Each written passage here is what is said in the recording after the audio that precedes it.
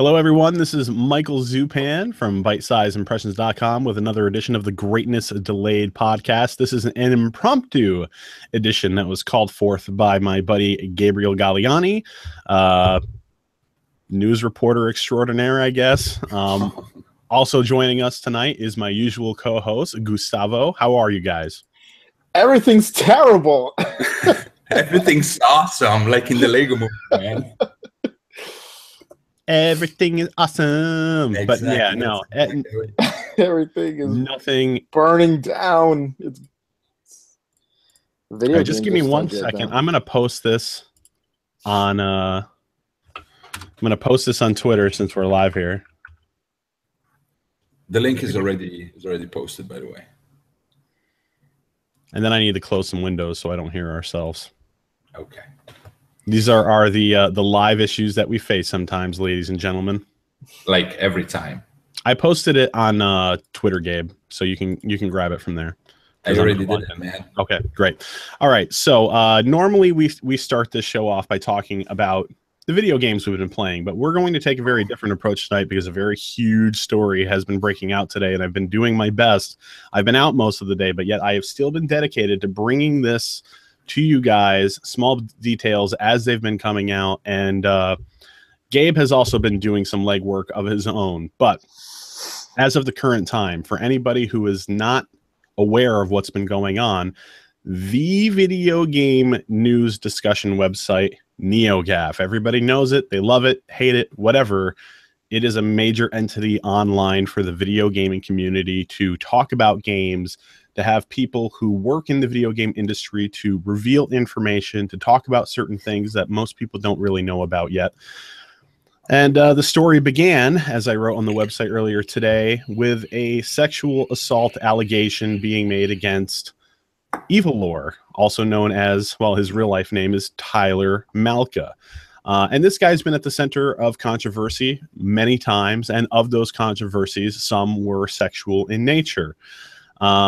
But just earlier this year, just to kind of show what this website's like as far as sexual controversies go, there was a moderator on NeoGAF who got in trouble basically for being in possession of child pornography. Now, the owner of this website, Tyler Malka, Evilore, the rest of the staff had a number of ways in which they could have handled this, but instead they just basically decided to be like, we don't know this guy. Yeah.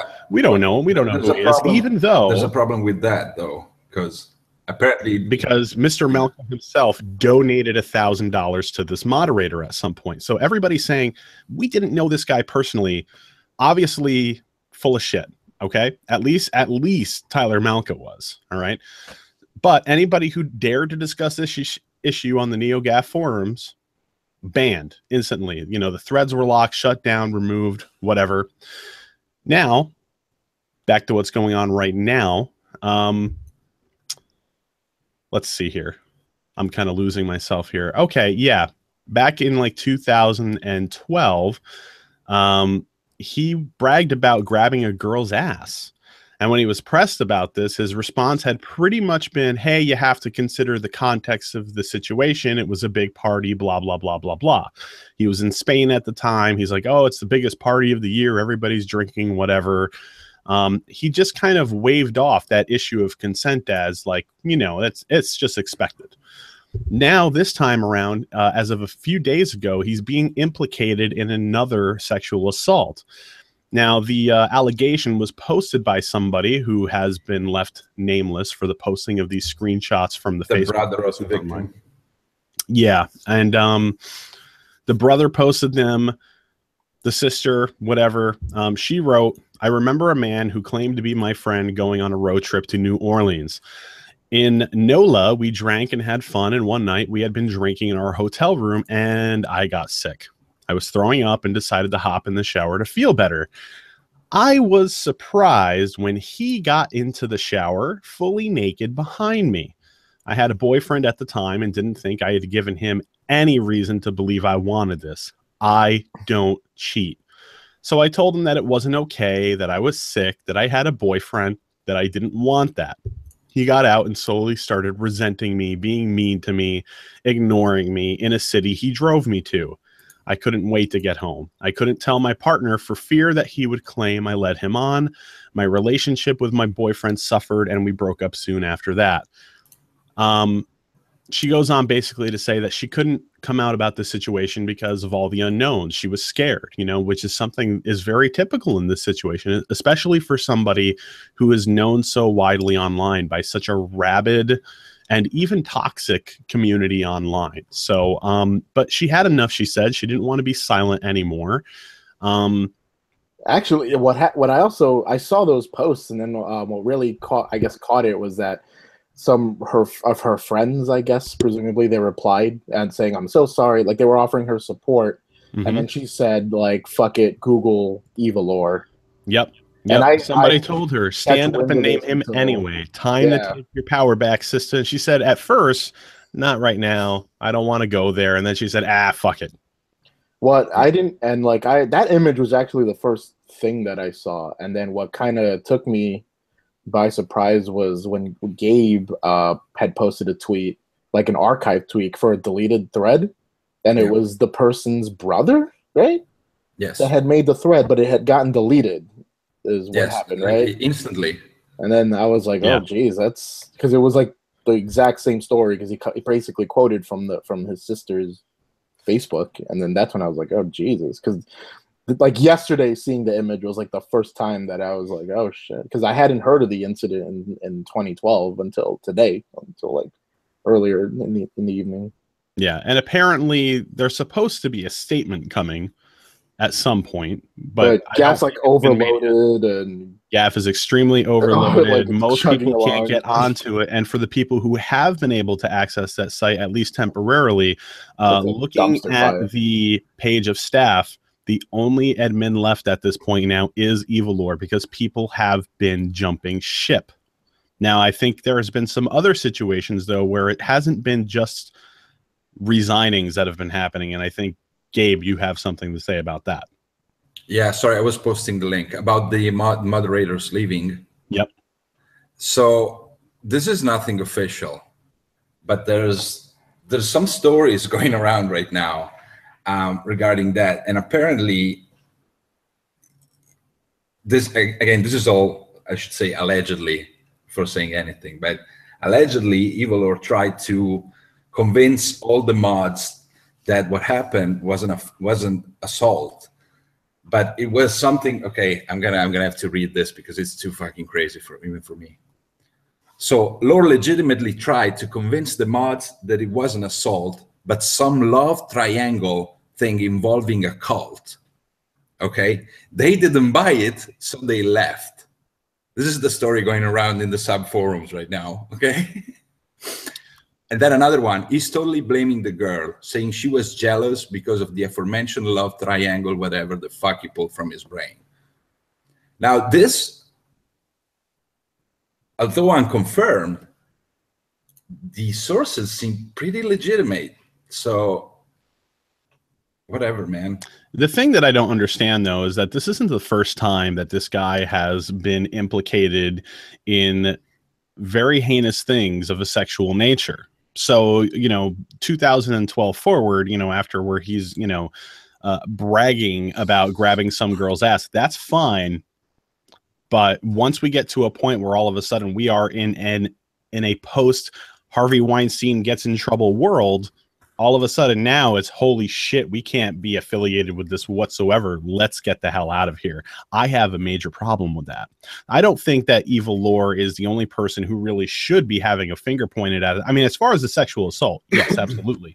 But as far as this whole situation and the complacency and NeoGAF being notorious for having zero, what's the word I'm looking for? Transparency.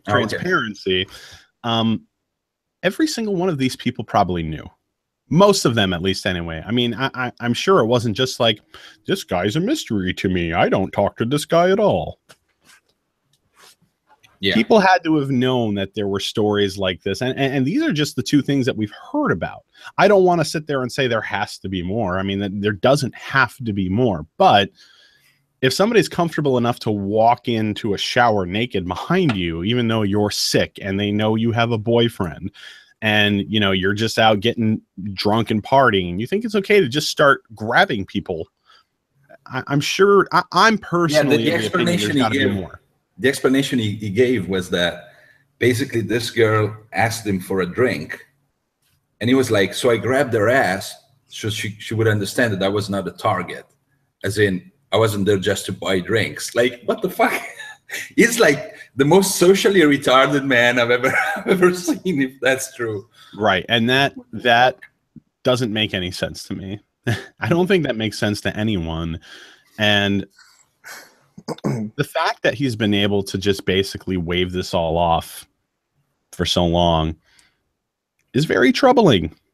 But NeoGaf has been around like that for years, man. Like every thread that doesn't toe the company line, so to speak, gets fucking burninated in seconds. I got banned from NeoGaf at one point, and I don't even know why.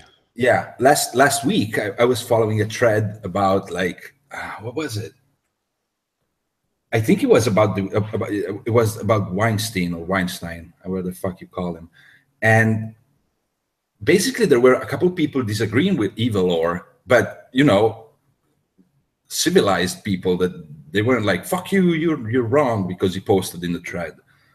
And he just started deleting every single thread that was basically, calling him out. Yeah. And people got mad and were like, oh, that ban was totally unnecessary. This was banned. Oh, why the fuck are all these guys banned? Like, it wasn't a rampage, man. Right, and that's not unusual for this website. This website is notorious for banning people who just say things that maybe he doesn't like, for whatever reason. I mean, I think the thing that probably got me banned, for example, and I probably talked about this briefly on a podcast a long time ago, but it was when that whole situation with Zoe Quinn was going down, and her ex-boyfriend had basically said, hey, you slept with so many people in the industry, and that's why you're getting to be known, and that's why your game was getting published and put around and whatever. And I basically said that she basically, I think, positioned it as like, oh, it's all lies. And I said, I don't think I really buy her side of the story. I thought maybe she did try to use sexual favors maybe to, get her game out there and get it promoted. But I in that same statement, I said, but that doesn't mean that she deserved any of the harassment that she got. Nobody deserves to get doxxed, to have their information put out online. I was just calling it for how I saw it. Like, things don't add up. That guy's story was a little too perfect in order for me to buy that she didn't do any of that. Yeah. But that's neither here nor there. The issue at that point in time was nobody deserves that kind of harassment. And yet right after that, I ended up getting myself banned just because I had an opinion about not siding with Zoe Quinn at the time. You know what it reminds me of? Like there was Josh direct messaging me on Skype, and he's Midnighter. He's a pretty blunt dude, and it was right though. It was like, this reminds me of the church. Like, they hate the gays, and then they're all gays and pedophiles. Paraphrasing what he said, but it really looks like this. Like, my father used to tell me something. I remember this because I always thought that you see the true nature of a man when he's going through hard times and difficulties. And my father always objected and always told me, if you want to see the true nature of a man, give him a little bit of power. And I think it's fucking true. Like, this socially awkward man thinks he can just do whatever the fuck he wants. And some of the fault should be given also to the users, to people that idolize this figure. He's a fucking nerd, like everyone, right. Every other nerd. A picture of Tyler Malka.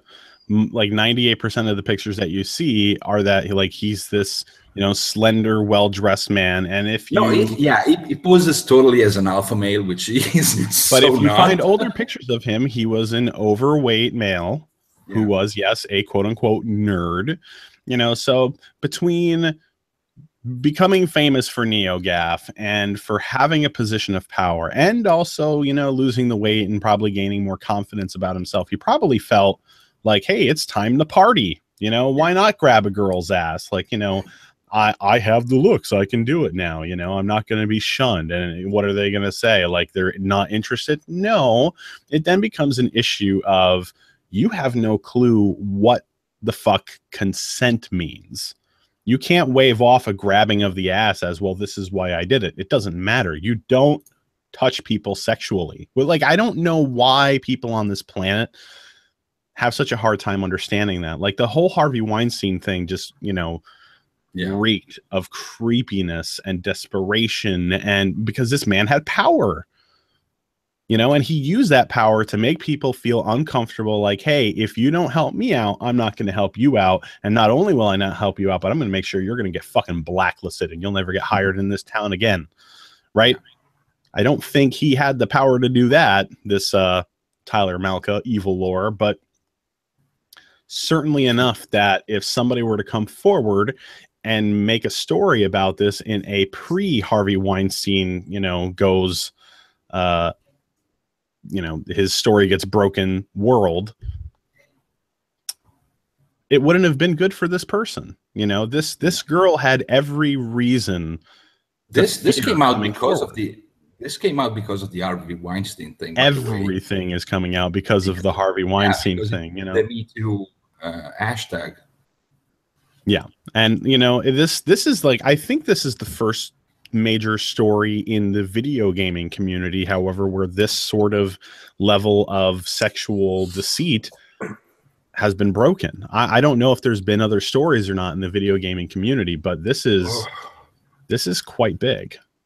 Well, besides the Amirox thing, the mod of NeoGAF that got arrested, he's in jail right now. He's in prison.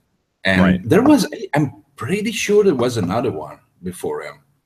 Same shit.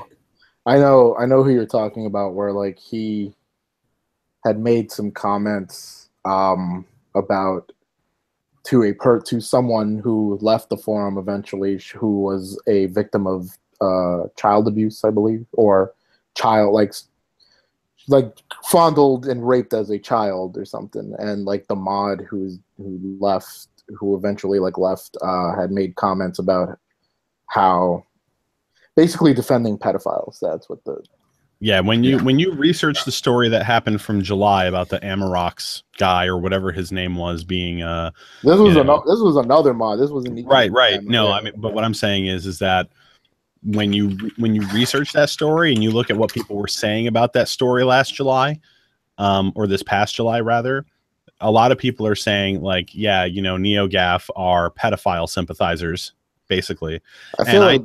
And that's probably the story that you're talking about, because I hadn't had time enough today between my busy schedule and trying to keep up with this story to research what that was all about. So thank you for providing that information. I feel like NeoGAF has had its share of just like its share of like hostility towards it, and a lot, you know, some of it justified, maybe some of it is like bitterness. It happens, you know. But the thing, I think the takeaway though is that like basically if this is true, and I'm not saying that in the sense that dipshits usually say that, you know, like where's the proof kind of garbage. You know, this person saying that it happened, and you know, we have to do better to hear victims out and stuff like that. But yeah, well, evil lore has nothing to do with that. Have you read his response? No, not yet.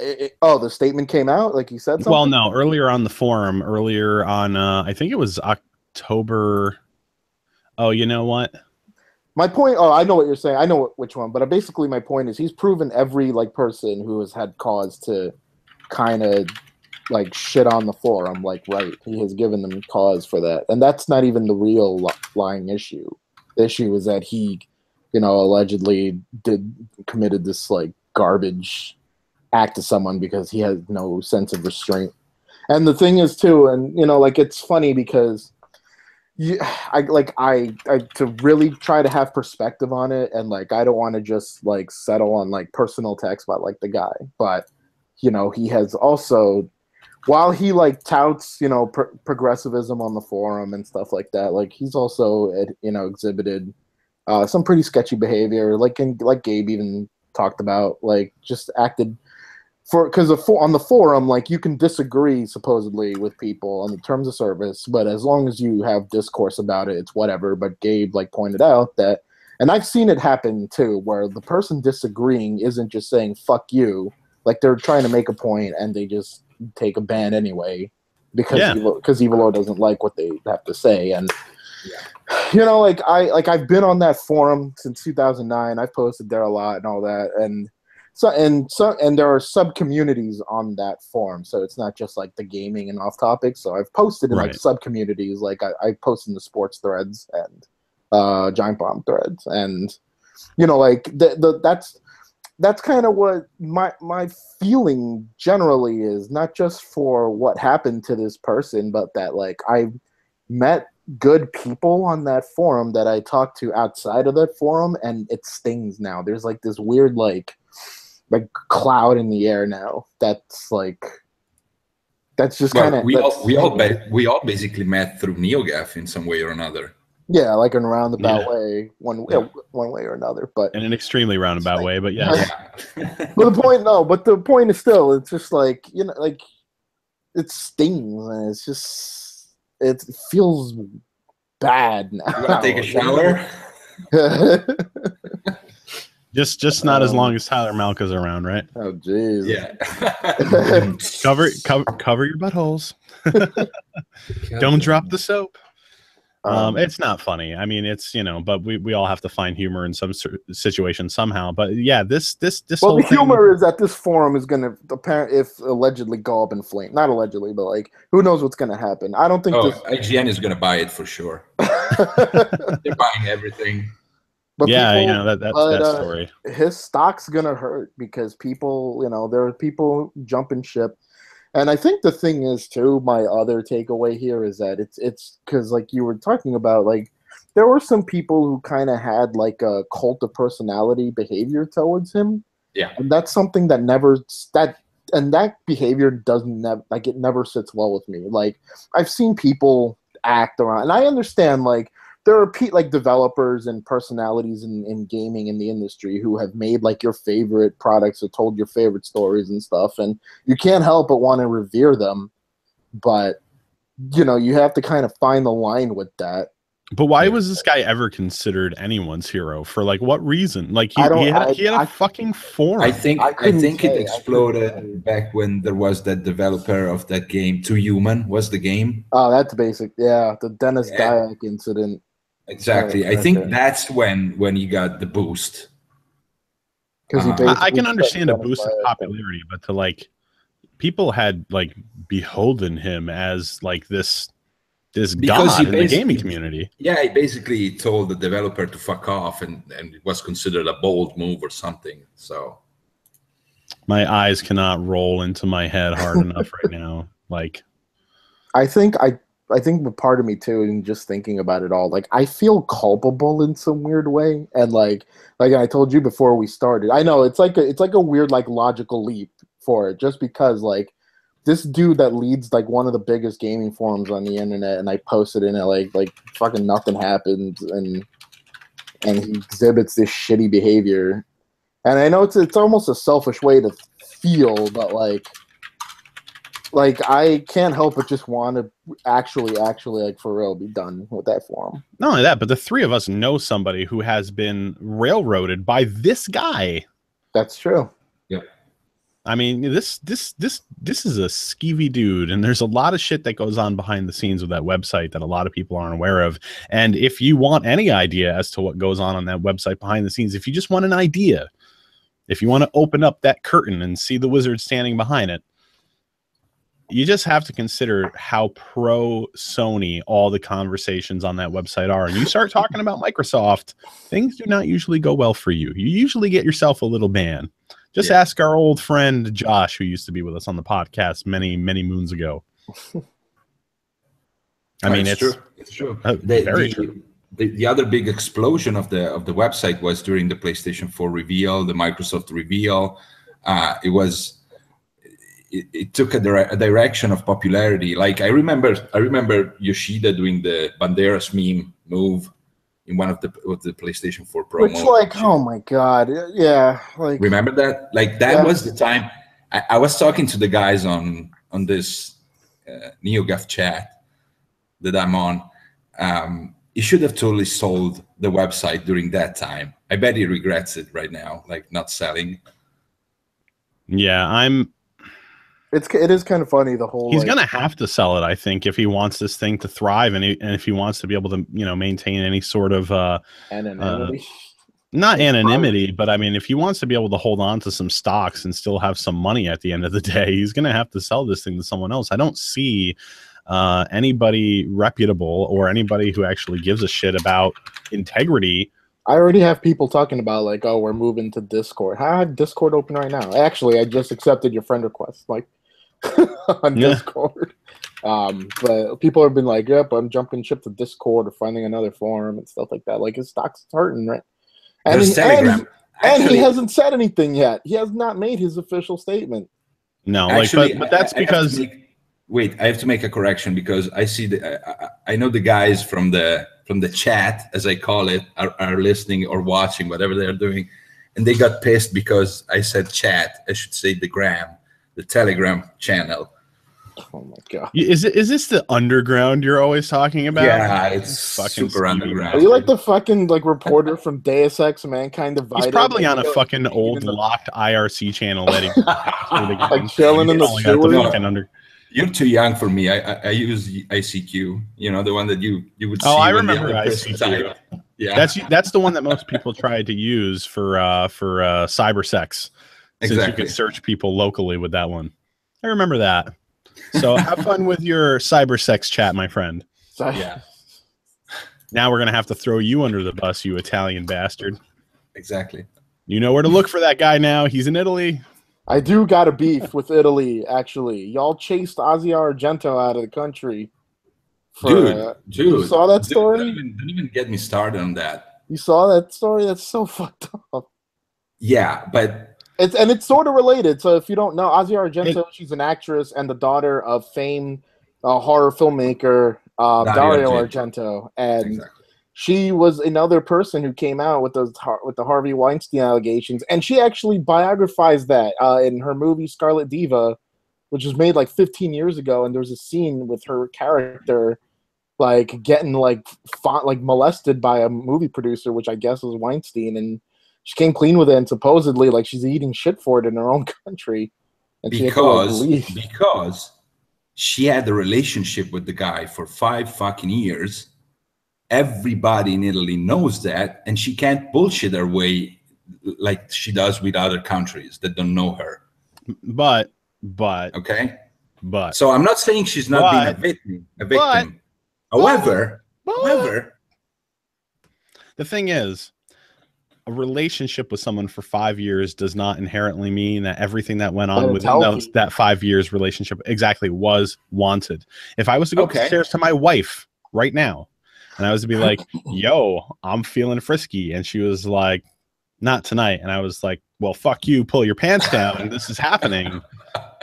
I'm not trying to make it. I know what you're saying, but look. That would be rape. You know who was one of those that called her out?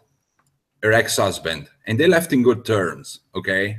It was like, I didn't know anything about this. Like, all I knew is they had a romantic involvement. Like, I don't know, man. I don't know. I don't want to talk about it. It's weird. I've never been in the position of being a woman in that circumstance. But I think to the legit ones that she came out like that because she has a name in Italy. So whatever.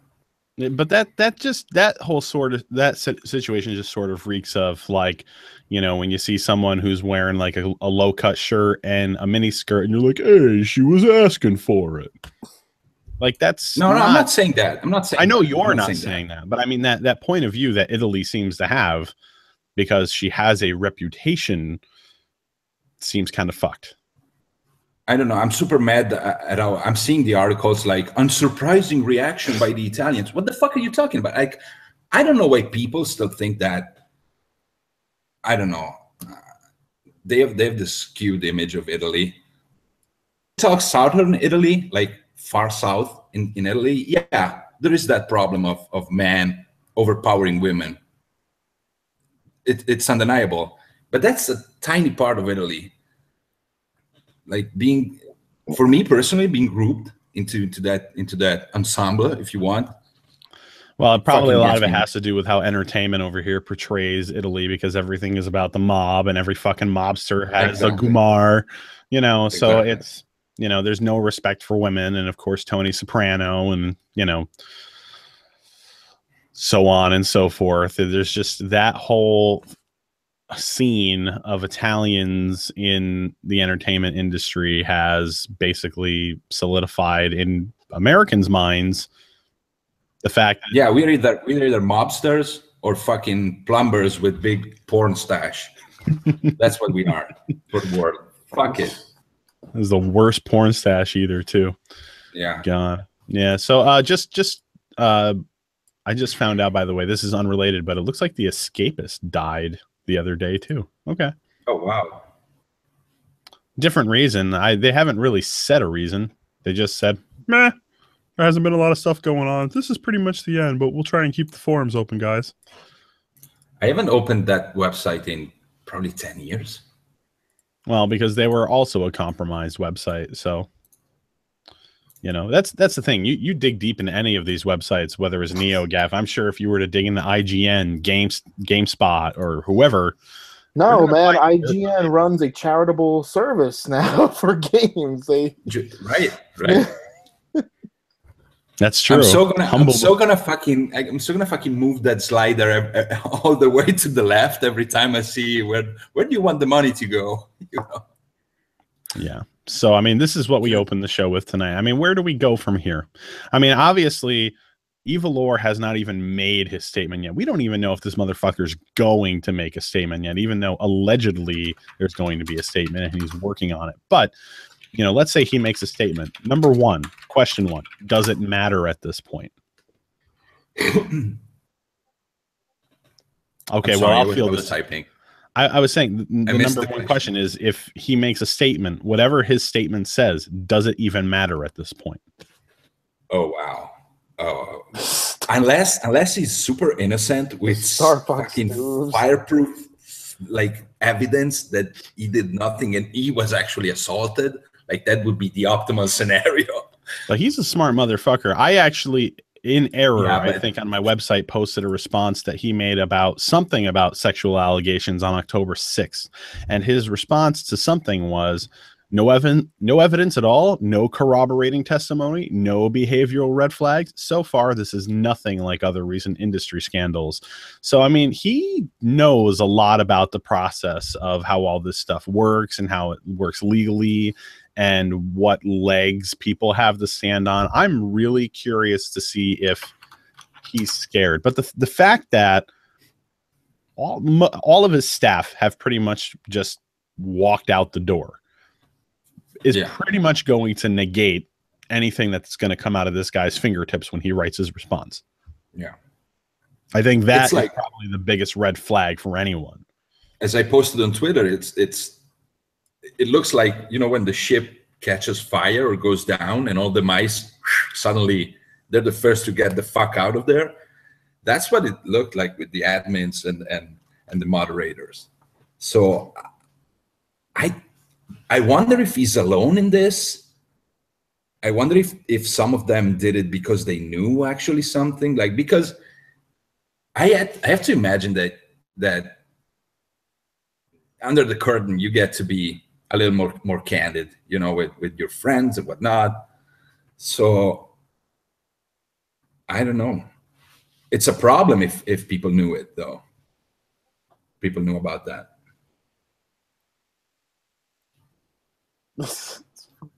Your mic is off. Your mic is off. You're amazing. You're doing like. Okay, sorry about that. I was just getting excited because I was able to get on to the main page of the website, but now that I'm trying to join the off-topic discussion part of the forum, like it's just taking forever to loop and load. Yeah, no, I'm sure some people knew, something at least anyway. I mean, this thing comes out and they decide to bolt immediately. Some of these people, and some of their statements when they were leaving on Twitter were very, very frank. They were just like, I have resigned from NeoGAF. This Twitter feed will no longer be in use. Thank you. Goodbye. Like, it's just I'm no longer associated with NeoGAF. They just evaporated. This is a great tweet. I think I just linked. Let's go ahead and pull this open. Super Mario Odyssey OT. Evil or retire, bitch. That's where this is. That's where. Holy shit. Oh god. Yeah, he's gonna have a fun time trying to lock all these threads. I mean, do you think he's gonna? I'm kind of curious if maybe that's why he can't put his statement out, because all these dumb fucking threads keep popping up. That's he's probably going to have to close the forum down temporarily so that he can try and get a handle on this situation. But have you seen the guys crowdfunding to buy NeoGAF? I have seen that. There are people like, I'll buy it. The description, it was amazing. There's also people reaching out to industry people with Microsoft or whoever, or just personalities out there who talk about video games a lot and are known to the video gaming community and saying, hey, why don't you buy this place and get some animated GIFs in there and we'll call it a day. I mean, you got to consider here, there's I don't know if that member count down at the bottom right-hand corner of the page is how many members there actually are or how many people that are trying to view the forum right now, but 194,000 people. I mean, that's a pretty substantial number for a forum in 2017. I'm assuming that there's going to be a lot of people who probably, even after this story breaks, as long as Evil Lord gets distanced away from this, they may still want to stay here and want to talk, as long as there are insiders who are, because that's NeoGAF's big thing, right? Like the insiders on the website who keep talking about shit. It's not been like that for a long time, though. It hasn't. Yeah, all the insider talk got banned basically because some people were wrong and some people, because basically they just kept derailing threads is what was going on. Yeah. Well, the crazy buttocks on a train era ended 2 years ago. Yeah, I don't want to get too deep into it, but obviously, there was that whole crazy buttocks on a train. There was that whole thing with famous Mortimer on the website, and that was one of those situations where with him, he was one of those people that kept posting information that he heard. He was not an insider in the strictest, terminology, but he knew people, he had friends in the industry. So he was able to talk about certain information and things were cool. But of course, as I know personally, when we're talking about information, because we were talking about that Batman Arkham game that was, maybe an Arkham game, we don't know. But there were people talking about that Batman game from WB to us, and we were reporting on this game, and we gave the some of the information that was known. And but for whatever reason, it seems like that game, according to Jason Schreier, since has been rebooted, and we haven't heard anything about it. There's been no trailer that came out, so something happened. The Batman game. Yes, yeah, the one that we exclusively had leaked on Byte-Size Impressions. And things do happen. There are business decisions that get made, and then sometimes some of the things that leakers talk about don't end up coming to fruition. And of course, people on a forum, because all this conversation feeds off of itself, you have one person who's going to get angry and say, fuck you, you were lying to us the whole time. And of course, you can't prove that unless you want people to start losing their jobs, right? So famous Mortimer is another one of those people where something just went south, and all of a sudden people started hating on this guy, and he got shunned from that community. And it's like one of the more infamous events in recent years in NeoGAF's history. And he became a pariah overnight. Oh yeah, big time. And it's, you know, that sort of thing it's a mess, you know, and that's the kind of power that a place like NeoGAF has. That's why girls like this girl who had been allegedly sexually assaulted by this guy are afraid to speak out, because you see what happens to people on this forum. I don't want to say that it's got a pretty big hive mind. However, it's got a fucking hive mind. It's not just the NeoGAF though. I mean, that's Reddit. That's any forum on the internet. I don't think it's really an hive mind. I think it's more of an echo chamber. You know what I mean? I'm not sure there's a huge difference. Hive mind, echo chamber. It's really the same sort of sentiment, right? I don't know. Maybe I'm thinking it in Italian. It's a little more nuanced, but anyway. Pasta fugazi. Yeah, exactly. It's a me. Hasta la pasta. So I asked what should we talk about, and I'm pretty sure I've seen at least a couple of times people saying October 27th. I have no idea what happens October 27th. Do you? I don't know what you're talking about. Okay, Gus? Nope. I didn't even know there was a 27th day in October. So I guess we're not going to talk about it. I mean, there's games coming out on October 27th. Games are for nerds, man. Super Mario Odyssey is coming out on Super Mario. Is that what we're talking about? Yeah. How the fuck did we transition to that? What I don't know, but who the fuck cares? Like, have we ever been smooth in transitioning? I mean, what the fuck are you talking about? All right, so you want to talk about video games that are coming out now? Yeah. October 27th is going to be a busy day, because I believe that's the day that Wolfenstein comes out. That's the day that Assassin's Creed Origins comes out. That's the day that Mario Odyssey comes out. Wolfenstein 2, aka if you're offended by a game where you fucking shoot Nazis, maybe look into a mirror for 5 minutes. Yeah, that is has been an Bethesda's been on point with that marketing. Bethesda's been on point with that advertising. Absolutely. They basically came out and said, fuck you, Nazis. And then there's people who are out there that are just like, oh, well, I was going to buy this game. But they had to fuck it up by being nasty to Nazis. What? It's the easiest marketing campaign to do for a game ever. Yeah, they didn't even have to try. No. It's like, you know, the Trump presidency just basically set it up and bam, you know? Yeah. That is the game looks amazing. Which I pre-ordered today, by the way. I have not pre-ordered that game. I have pre-ordered Assassin's Creed Origins. I have pre-ordered Super Mario Odyssey. But I will not be playing Assassin's Creed until I get my Xbox One X in November. I hear that game's running better on the Xbox One X than PC, which is not a surprise because these games are designed first and foremost for consoles. But I'm excited to be running around through a pretty nice looking Egypt. Yep, it's an Assassin's Creed game.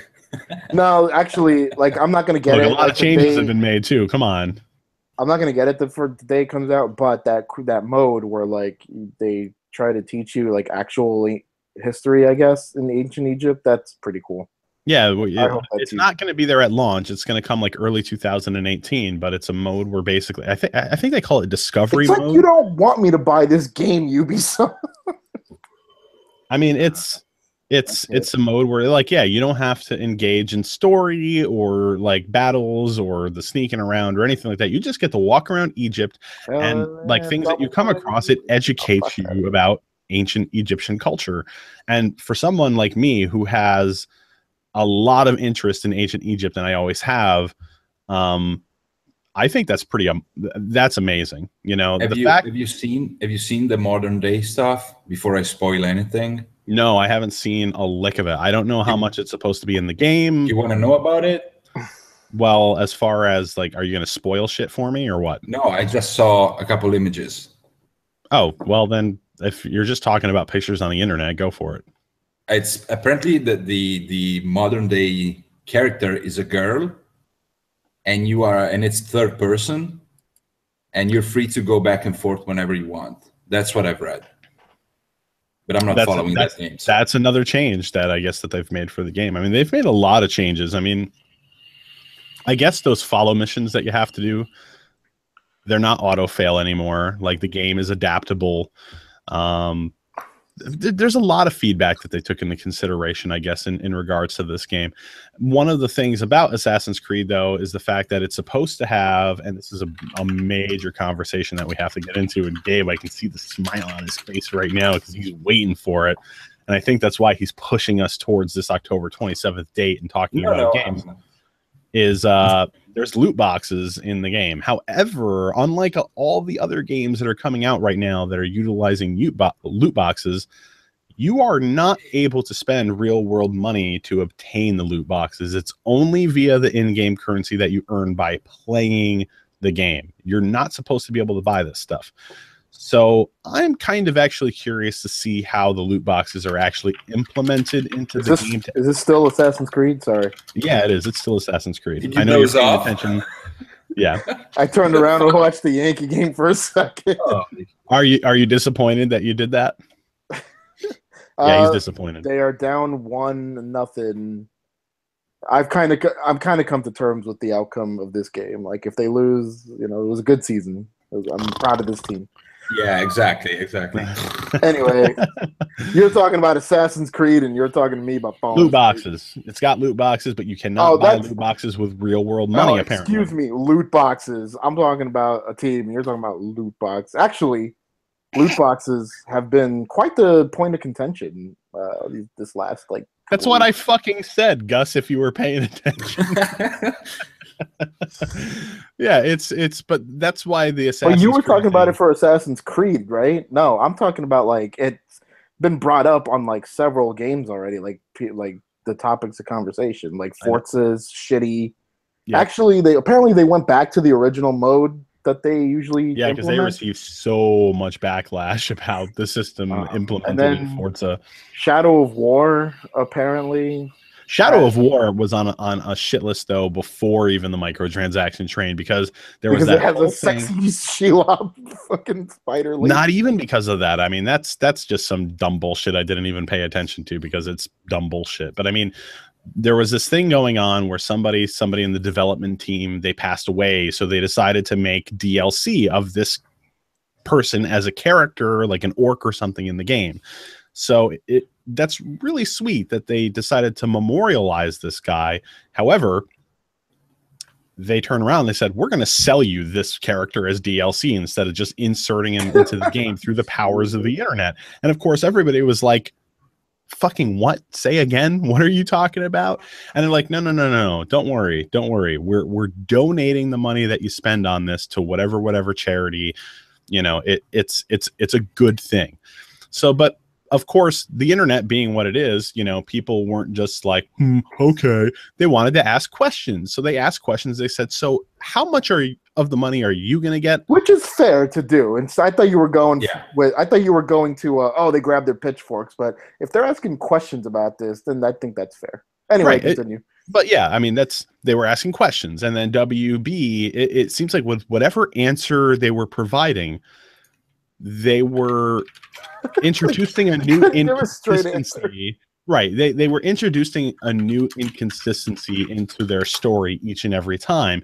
And it went from like, oh no, we're donating all of the proceeds that we're getting from the donations here from buying this DLC to this thing. And it's like, oh, but it doesn't work that way overseas. We have no control over that. And people are like, what the fuck are you talking about? And it just kept going back and forth. And every single time they tried to fix it, they were stepping into more and more and more shit. So eventually they said, you know what? Fuck you guys. We're just going to give you the fucking thing and we'll just donate money ourselves. But then the question has to be, how much money did you project you were going to make from people with this thing? Yes. And how much are you actually going to be donating yourselves now? Yes. So that's a big question. And it's like, they could have avoided all of this in the beginning just by saying, hey, you know what? We're going to give this for free. Anybody who wants to donate to a good cause for charity, there is a second model that you can actually opt to purchase. Maybe he's got a different colored sash across his chest or something to note in game that, hey, I paid for this.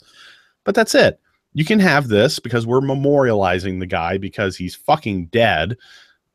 But if you want to spend money and donate to this charity for whatever cause, please do so. We encourage you to do that. And that would have solved every problem that they had in regards to this issue. And then right on the heels of that, Shadow of War's got loot boxes, microtransactions, and it's like, it's a single player fucking game. Why are there loot boxes in this game?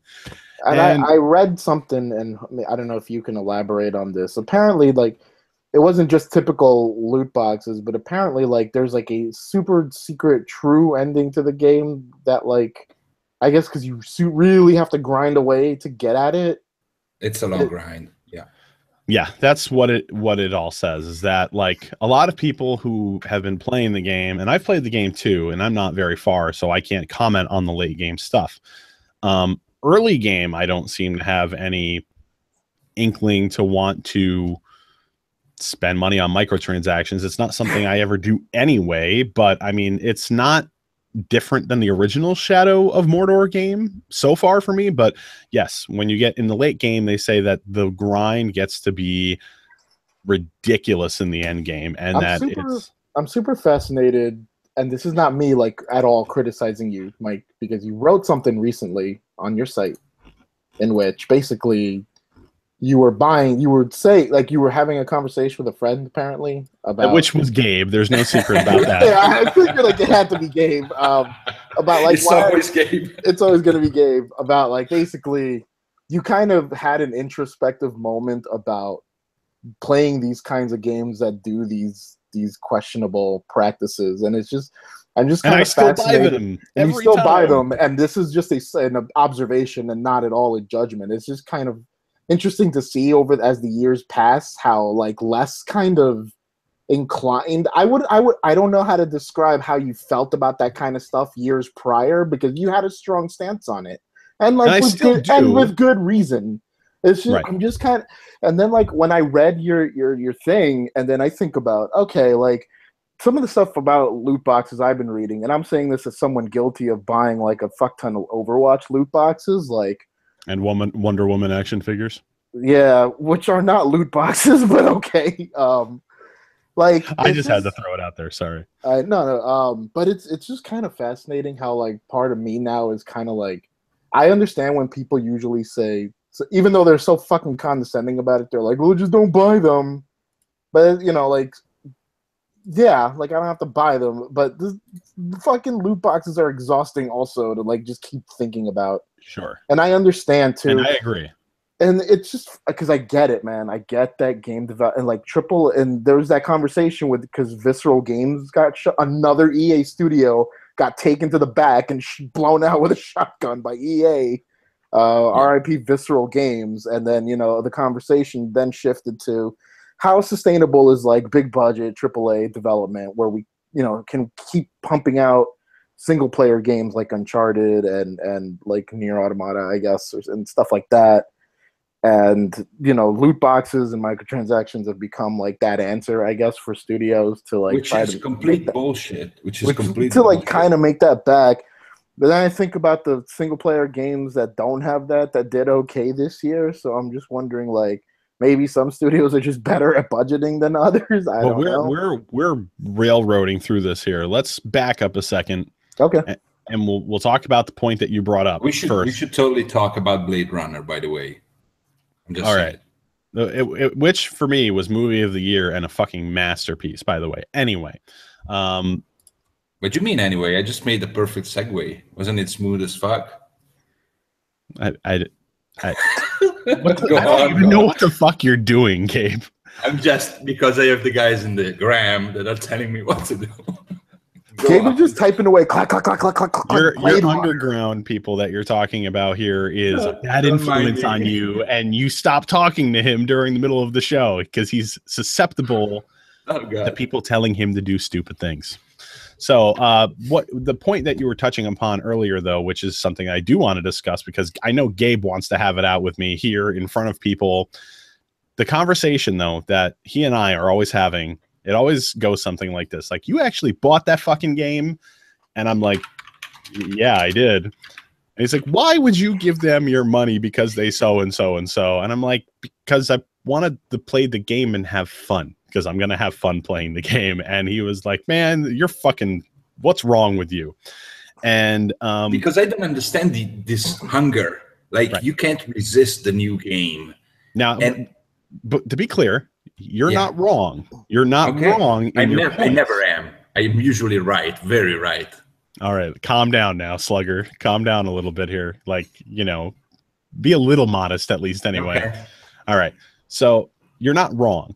And I don't ever disagree with you. I'm just saying, look, there's different reasons other than just, hey, I want to play the game. And I did write a piece about this on the website. And, you know, one of the reasons that I like this so much, whether the game's going to be great or not great, you know, one, I like to have a challenge. So like if there's a hate train or a love train for a game and people are saying, oh, this is the best game of all time, or there's, on the other hand, you know, the other side of the spectrum, people saying this game is terrible, like The Order 1886, even before it came out, there was somebody who got an early copy and like, the game's only 5 hours, it's 90% quick time events, blah, blah, blah, blah, blah. And I'm like, I still want to play the game because now I'm intrigued. I want to see if it's as bad as people are saying as it is. So I want to play it. You know, there's that aspect to it. But that whole conversational aspect of how these games are in relation to how good they are, how bad they are, really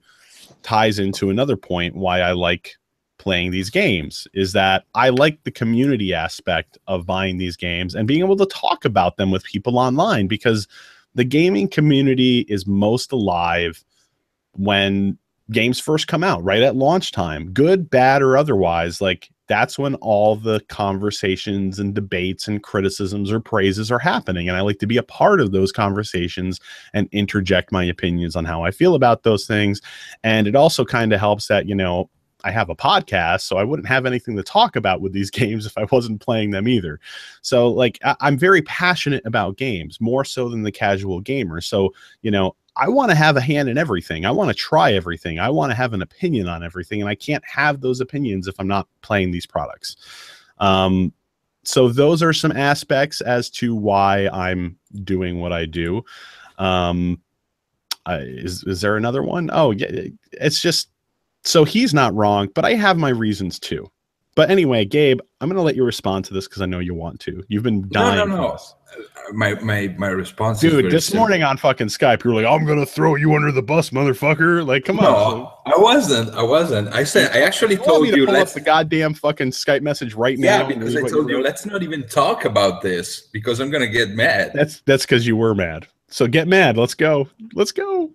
I told you, I wish that for one major AAA release, like the biggest of the year, whatever it will be, I wish that every gamer would not fucking buy it, just that one. And the market, the publishers would get so scared shitless that we would never see any bullshit in any game again. If one big game failed and it was made clear by the public that it failed because they didn't buy it because it had micros and loot boxes and all that shit, we would never see it again. We would never see that shit again. That's my only argument. And I don't buy games that have loot boxes or microtransactions. I'm touching my balls. That was what we do in Italy for luck. I'm touching my balls in hope that Monster Hunter World doesn't have loot boxes. Otherwise, I'm just not going to fucking buy it. I bet you it does. Oh, it's the perfect fucking game for loot boxes, because if Capcom is smart, they will put loot boxes in it. But I guess they're going to lose some audience. I'm going to be one of those that they lose after 13 years. I agree. I feel like what's going to happen is that I get where Gabe's coming from, and the only point with that I would disagree in general is that even if, let's say that happened, that this like big huge release was just a massive failure because it had loot boxes or whatever, I feel like the companies would just then meet up and then they're going to just find another way to fucking monetize bullshit. It's already happened. I mean, Battlefront is the perfect example. Now, the game, I'm sure, sold quite well, but they paid a lot of money for that Star Wars license as well. So, I mean, it may not have been quite as financially, it may not have worked out for them as well as they would have wanted to, but I'm sure they made money on that game. However, their whole plan was that this was going to be a 2-year thing. They were going to have the season pass, and they were going to release DLC packs that included new maps and whatever, and new modes throughout the course of the lifespan of this game. And people didn't react very well to that. I don't know how the season pass is sold, but what happened is that a lot of people said, boy, the base game feels really fucking light. I'm not buying your fucking season pass. And the people who did buy the season pass got fractioned off from the people who refused to buy the season pass. So it seemed like the community just kept getting more and more and more divided throughout the course of time. And we're at a point now, like, there's a lot of games that come out and there's a healthy multiplayer base 2 years after the fact. Well, with Battlefront, you're lucky if you can find a full game on the PC anymore. I think the console player base is a little bit more healthy than that, where you can usually get into a full game.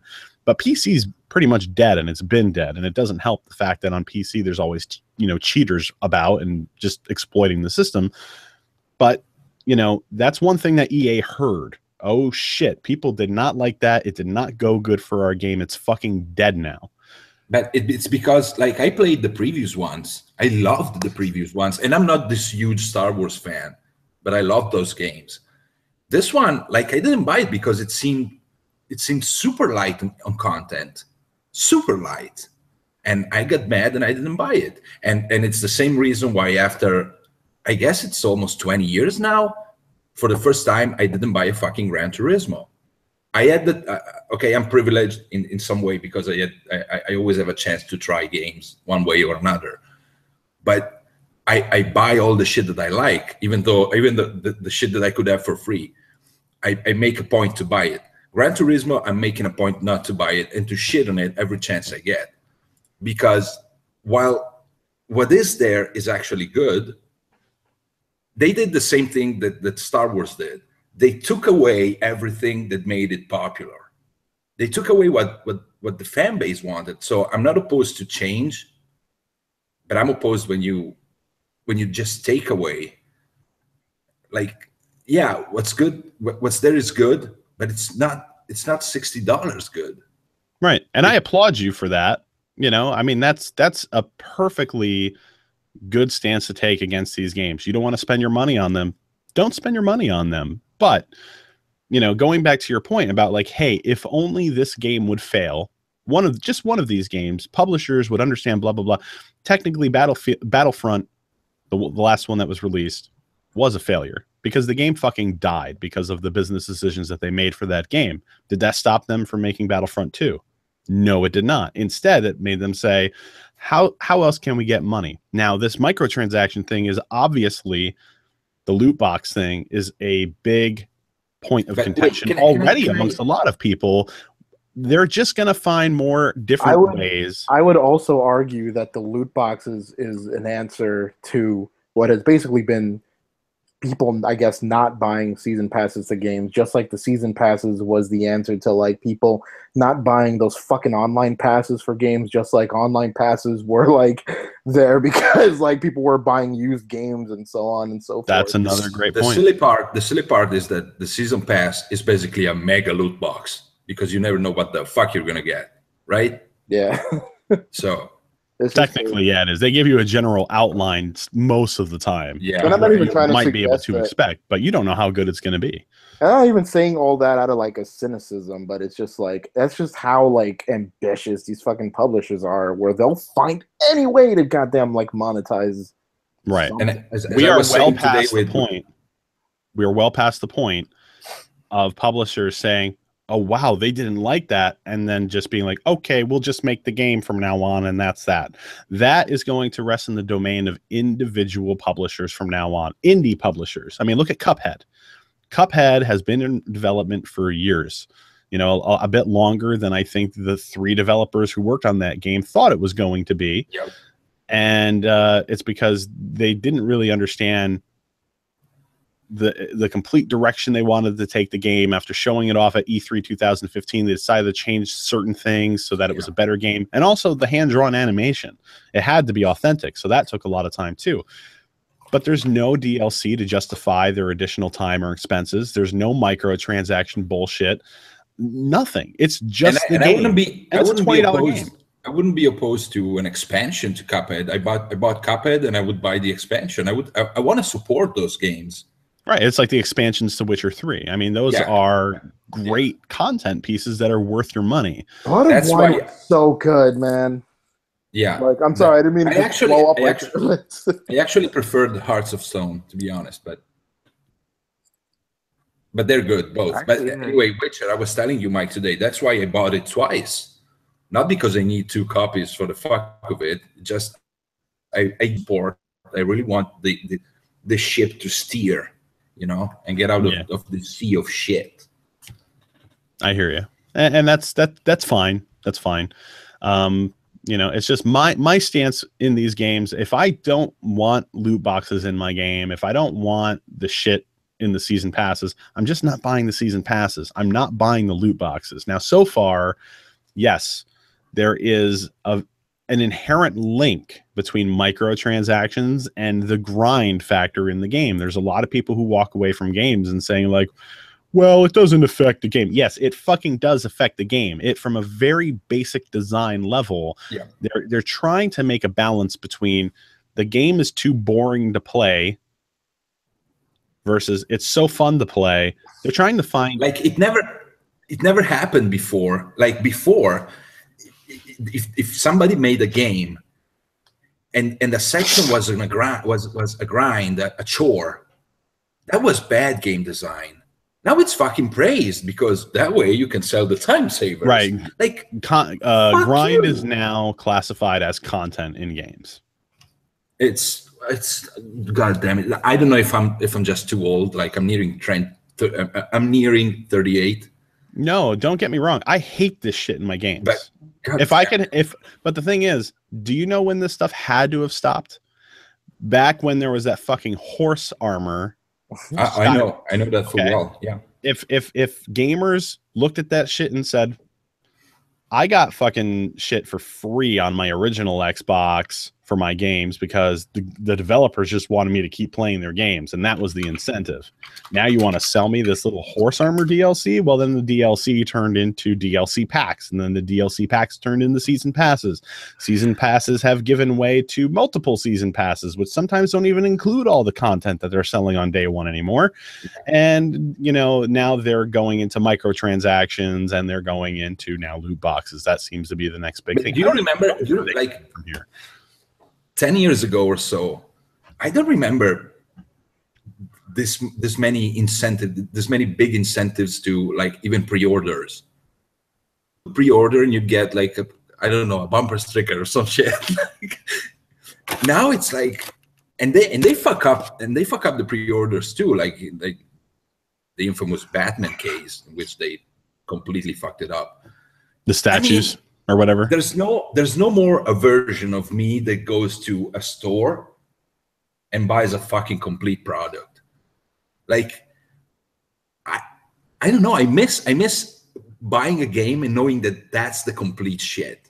You know what's even crazier is that pre-order games now evolved into day one editions of games. And if you're a Microsoft exclusive, that like deluxe edition where you get to play it like 3 days earlier. Or whatever the fuck, for like $80, and it's like, Jesus. It's crazy. Which, like, you know, you want to play, whatever, man.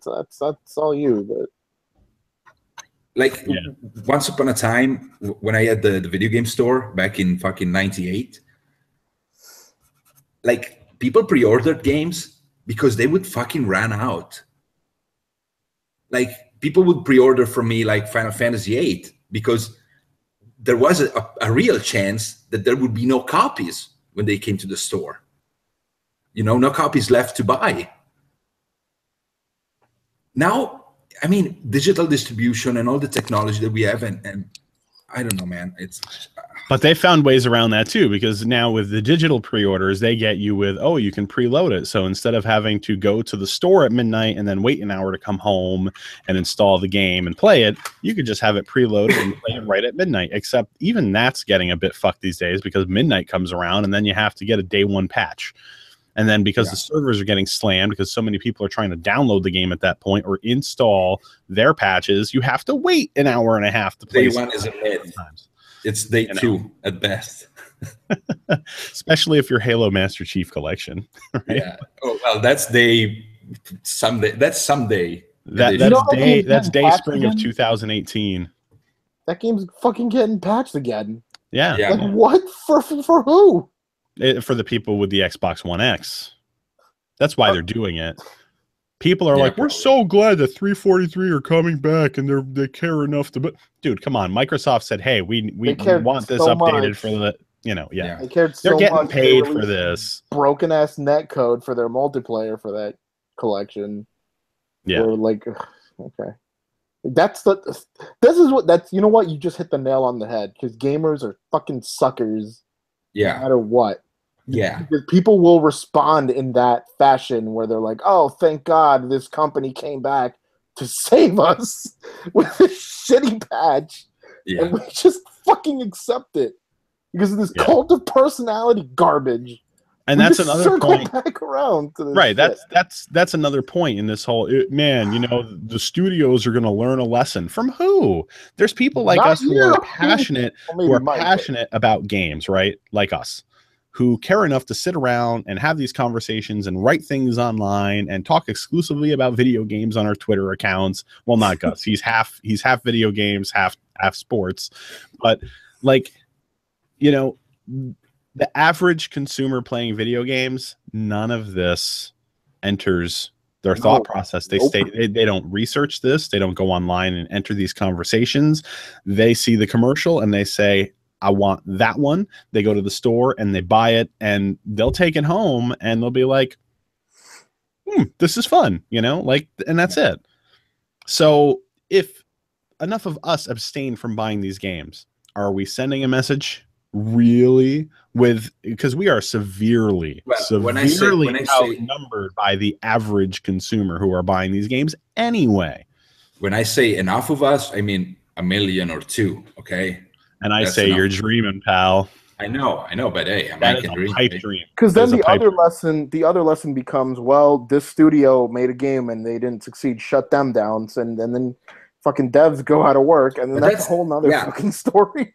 That's another problem, though, because I don't blame the studios. I blame the fucking publishers. Like, I bet my ass that book from Kotaku, he put out that book, and I read through some of it, man, and it's like fucking crazy. Yeah, I mean, I knew some of I knew for like generally that like studios go through like mad crunch like to go and develop games, but like it's insane shit, man. And then they eat that shit from because publishers like to like watch out for their own skins. Yeah, it's crazy. Like it's the publisher that effectively disbands the studio at the end of the game. Like Visceral Games, man. Exactly. I'm really bummed about that project getting canned. I mean, it's not even canned. They just gave it to another studio, and now it's going to be this like fucking loot box microtransaction. As far as I'm concerned, service fucking. That's not going to be the same game. It's going to have maybe assets that are being repurposed. And Patrick Klepek and at Waypoint made like a good point. Like, how fucked up is game development and budgeting that bad where they're like, oh, like if we can't even make a AAA single player fucking Star Wars game, like how sustainable is this like industry, It's see, the thing is that it's completely sustainable, except however in the business, the corporate mindset, there's always, you're looking at last year's numbers in the books and you want next year's numbers to be higher. And if you're not higher than last year's numbers, you're failing. And it's this really bad mentality that business in general has. I mean, I remember working at a toy store a long time ago, and we had every single day, this is how much you made on this day last year. This is your incremental percentage wise goal that we want you to hit today. And it might be a day that falls on a day that's just historically slow. Or, you know, maybe there's a snowstorm that day and people just aren't out driving in that shit. And it's like, oh, so why are you so behind on your goals today? Because nobody fucking walked in the store, genius. How am I supposed to make those goals? Like, business doesn't take this shit into account. They just want. And that's why working in retail was something that I got out of, because I'm like, what am I striving for? To become a district manager and make the big bucks so that 3 years later they can kick me out because the stores aren't making the numbers that the higher ups want? Like, that's what it is. It's an ever revolving door of people higher up, because nothing's ever good enough for those people. And it's the same way with these big corporations in the video game industry. You know, it's be like, hey, this game did great for us. And they'll be like, well, it didn't reach our projections. Well, fuck your projections. You made a lot of fucking money off of it. Did you really have to go the route of having DLC and microtransactions and fucking loot boxes? No. Be happy with what you got. But that's not the world that we live in anymore, because you have investors to appease. And investors want more and more and more. They want their investments to go up. And you don't do that just by being like, we made a modest return on this game and people seem to really like it. We should make another one. That's not how it works. You know, I'm not going to name the name, but you know who I'm going to talk about. It's a developer that I know and that you know too. And he's an indie developer, and he made a game, and the game was fairly successful, thanks to me as well, because I sold the shit out of it. And he bought a, how do you call it? A motorhome? Like, is that what you call it?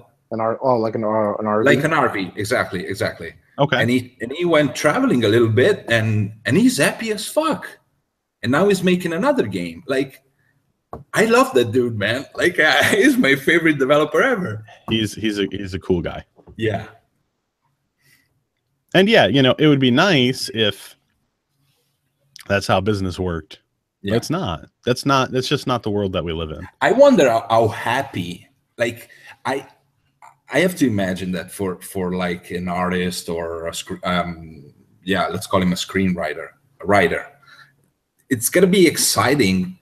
Like, if you go, hey, you've just been hired at Naughty Dog, you know, that could be one of your big goals in life and whatnot. But I have to imagine, like, I can't picture them being that happy while they work. While they work, absolutely not. And the fact of the matter is that those higher up positions, they're round the clock jobs. They never end. Exactly. And that might be my crazy mind. But why the fuck would you do a job that makes you miserable? For some people, status is important. You know, having the fucking $200,000 car is important. You know, having the condo up at the top of the skyscraper with a swimming pool up on the roof is important. You know, I could give a fuck less about. I could not give a fuck less about any of that stuff. You know, I'm living in a house. Is it a palace? No. But it's big enough for me and my family, and for me to have my man cave, and for me to have my 2 kids in, and to have enough space. And I've got a car. It's a modest car. I'm happy. You know, I don't care about saving tons and tons and tons of money. I'm not taking a single penny of it when I die. I mean, you know, I agree. Yeah, I'm going to enjoy life while I'm here. Yeah. But you know, different things for different people, you know. Yes. And if you make enough money, you could become president someday. Would you rather be rich or rich and miserable, or poor and happy? If I can somehow be fucking happy, you know what? I'm already poor and happy, so I'm just gonna stick with that shit. See, there you go. told me the money arrived, didn't you? Yeah, I paid bills with that shit. Yeah, same here. Paid off my Xbox One X and then down for bills. And for anybody who's watching, we talked about this at the end of the last podcast, but the 3 of us are involved in writing a Minecraft magazine that's going to be distributed. Minecraft. Yes, it's called. I don't know. Can we? Does it matter if we mention the name? I don't know if we can. All right, then we won't. Then we won't go there. But it's going to be coming out someday. I don't fucking know, but it's going to be Your distributed. kids will love it. Your kids will love it. Your grandkids will love it. Yeah. So yeah. So guys, okay, if segue. one of your kids accidentally sets the living room on fire, try not to be too hard on them. No. Segue. What have you guys been playing? What the fuck was I playing? Well, Destiny 2, and I gave up on that like right away. Good. So what was it about? Did you enjoy the original Destiny? I played a beta with some friends, and then I was like, back then, I was like, this will scratch a Phantasy Star Online itch, I guess, that I've been wanting for years and years, and I never bought the game because mostly because it like it seemed at launch, I remember like just people had so many goddamn issues with that game, and then apparently like it got better with like what's it called, Rise of Iron or whatever, and Taken King and all that. But you know, I just never jumped in. Destiny 2 was like, people are playing this. It's cheap relatively, and I like shooting things, and Bungie makes good games, and so at least I enjoyed Bungie's Halo games, and I played through the campaign stuff mostly. Like I understand there was a lot more to that game and like the raids and stuff, but like I don't know. I felt like I guess I wasn't playing it enough to really feel like I was getting a lot out of it. And that's not me complaining about like the loot and stuff like that. It was just you don't want to grind for hours on end so that you can get to a raid that's going to take you at least 6 hours to complete in one sitting? Come on. It's funny you say that because I also got that game because I'm like, sometimes I listen to podcasts while I game. When I'm doing like menial shit like that in games. So I was like, I can just go through podcasts and stuff while I grind, and it'll soften the blow. And even when I was doing that, it just each campaign story thing I was doing was so exhausting, and I wasn't even like getting a satisfied feeling out of it either. Like I caught up on the lore of Destiny and the story in the first game, and then I started playing it, and it's like that's great because nobody understood the lore in the first game. Because a lot of it was in like those cards on the website, right? Like that was a lot of the story. Apparently, fucking grimoire cards. Like this is not me hating on Destiny 2. It's just more like, I tried it. It's definitely not for me. And this is technically a second attempt at this franchise, so I'm just. And I haven't played it, so I've not said, hey, Destiny 2 is shit. But like, you know, when people are online and they'll be like, oh, well, I'm really not happy with this game. I just sit there and say, yeah, I'm not really that surprised. It's the same thing I said about the last game, though. I imagine that the actual, shooting feels amazing. Bungie knows how to make fucking first-person shooting feel good. But as far as the way the game is, the design of the game, the inherent grind, just so you can get to this point where so you can just raid and beat your head against the wall for hours on end, it just doesn't seem like a satisfying experience to me. Yeah, I feel like I had a glorified, albeit like costly rental, and it's not for me. Yeah. But you and I both have been playing, hopefully Gabe, maybe we'll talk about this in a minute because I know he's been playing this game too.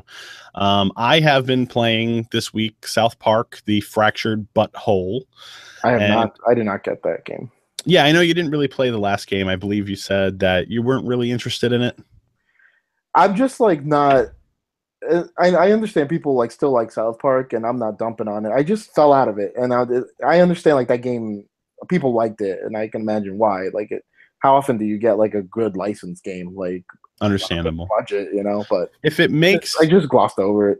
If it makes any difference, like a lot of the more recent seasons of the show have been kind of weaker, and people have been falling off. Some people have been loving what they've been doing still, of course, but the Stick of Truth game has a lot of callbacks to older seasons of South Park. So it's basically like there's a lot of fan service in that it's cheap respect. Online. Definitely, I've seen it cheap on like the PlayStation Store. So I'll probably still download it at some point. Like if you enjoyed South Park, like in like season 6 or whatever it was, where they had that episode of, like where they were essentially role playing like a Lord of the Rings scenario where they had to get the video back to the video store. If you like South Park at that point, Stick of Truth is probably the game for you.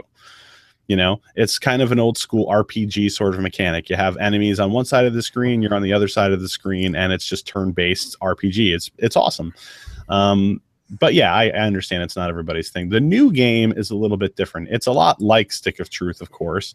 I mean, you look like you're playing through an episode of South Park. I like what they've done with these games is absolutely, for a fan of the show, it blows my mind. You know, I like this. You get to be your own character, but playing with these other people.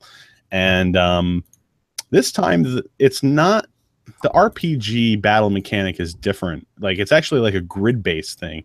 Like, it's not quite XCOM, but you do have to factor in like the range of effect of an attack from your enemy and where you're supposed to be positioned on this grid in order to be more effective and to not get as damaged. And you have to make sure you have, you know, people who can inflict damage on your team, as well as people who can heal you up or maybe put a shield over you.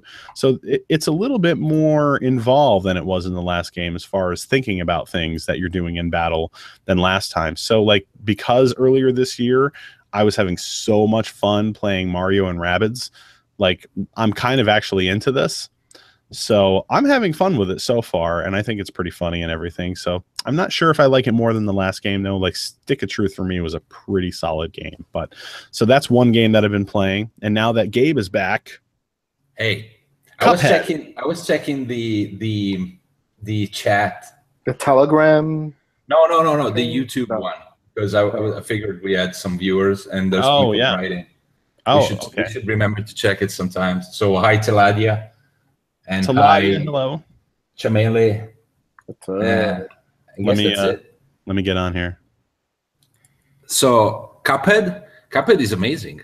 So Cuphead's fucking great. I really, really, really like Cuphead. Like, okay, if I had to be super mega objective, I'd say it's an okay game with an amazing fucking style. Like, if you take away the style, it's an okay game.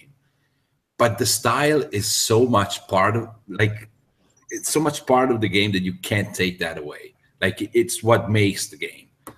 So, absolutely. I still have to play more than like an hour of that. I only beat like 3 bosses in that game. I'm playing hard as fuck mode, which is playing co-op with my best friend. Watching people play that co-op, and that shit somehow makes the bosses seem like harder because like it is. I assure you. Do you remember playing Contra on the NES? Yeah. It's the same fucking thing. Like, it's impossible with 2 people, and we never. I don't think we got an A yet. I think the max we got was a B. We're working on that though. So. When you lose all your lives, can you? Oh, well, it's just 1 life per try, right? You can resurrect the other guy, but you have to be.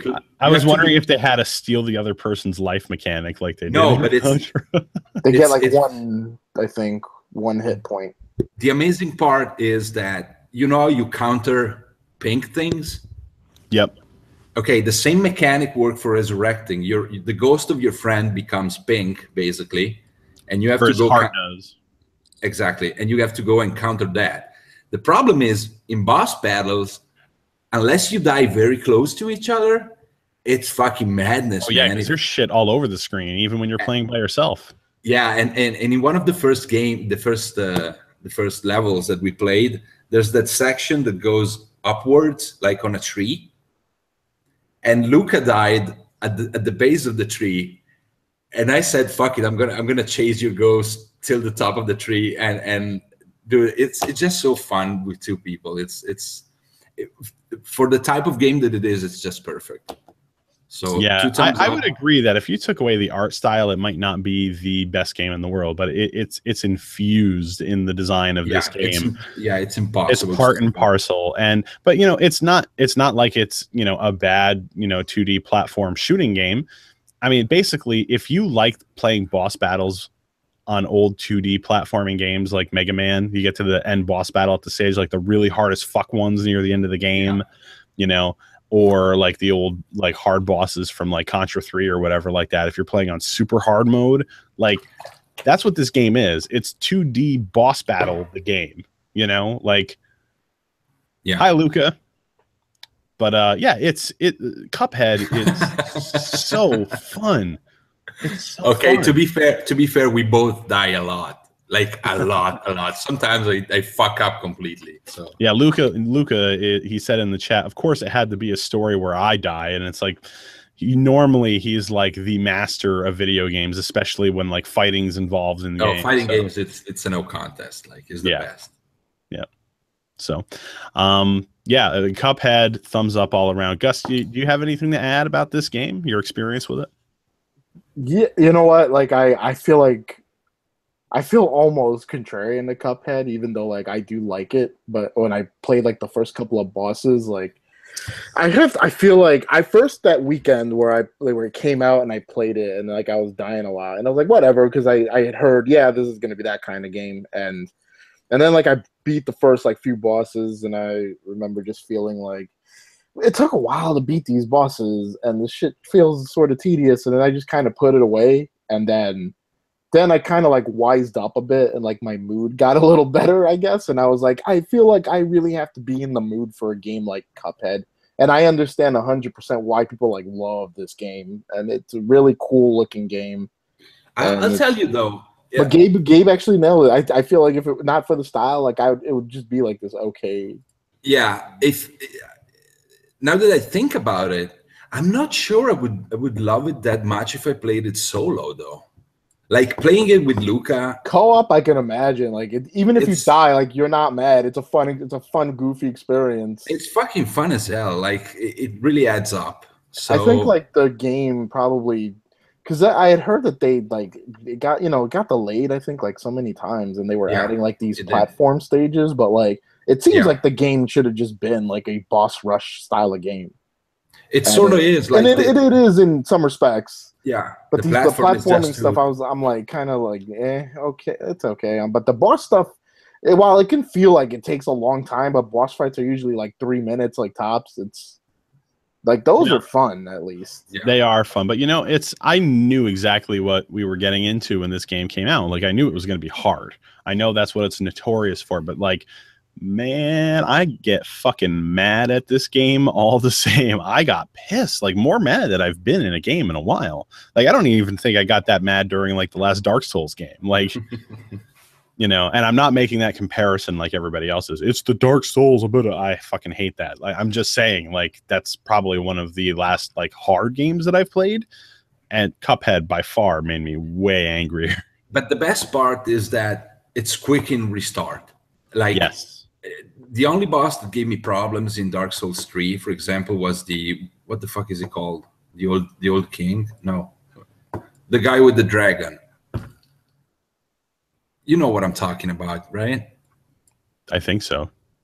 He's mounting a dragon, and then you fight him without the dragon. Oh, yeah. He's like up in the that's like the special area. Like he's one of the optional bosses, but he's the hardest boss in the game. Exactly. That's the only boss that gave me problems, and I feel like if I could just restart it right away, it would have been better.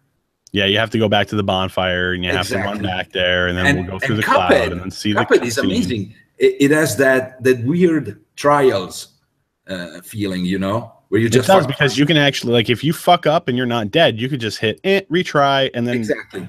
So it's quick. It's it's snappy. And it is, and that's smart. And so I really hope that this team comes back with something that's going to appease Cuphead fans because I mean it's had pretty much praise all across the board and for good reason. It's a really cool game. The art style, like I've always been a person who prefers older entertainment than more modern entertainment anyway. Like black and white TV shows and old cartoons like Looney Tunes are my jam. So when I first saw that this game was being made, I was like, no, I don't, we'll see how it's going to be. Like the fact that it came out and it's actually really solid is great. Taladia HD Gamer in the live chat says for Cuphead, in his opinion, it's a fun game playing solo, but you can get mad at it on solo mode. And yeah, I'm with you. I'm with you. Fucking fire out of my eyeballs. I got so mad. Especially like because like my nitpicky reaction to Cuphead was like I would at least have loved fight when I was fighting a boss, like a Konami style indicator. You know, like Konami bosses back in the day, they would like glow, and the more damage, the closer you were to beating them, the faster they glowed and that shit. Like, I wish I had something like that, or like an energy meter. But then, like, you get an indicator, but only after you die. Get it, but only after you die, which is such a fucking what a fucking troll way. Like, I was that close. Fuck. So many times we were inches from the fucking flag, man. I'm like, you fucking game. I think that was it too. Like, I basically just submitted to the game at one boss. I'm like, you know, fuck this. Like, the hardest thing about this game, by the way, is the RNG.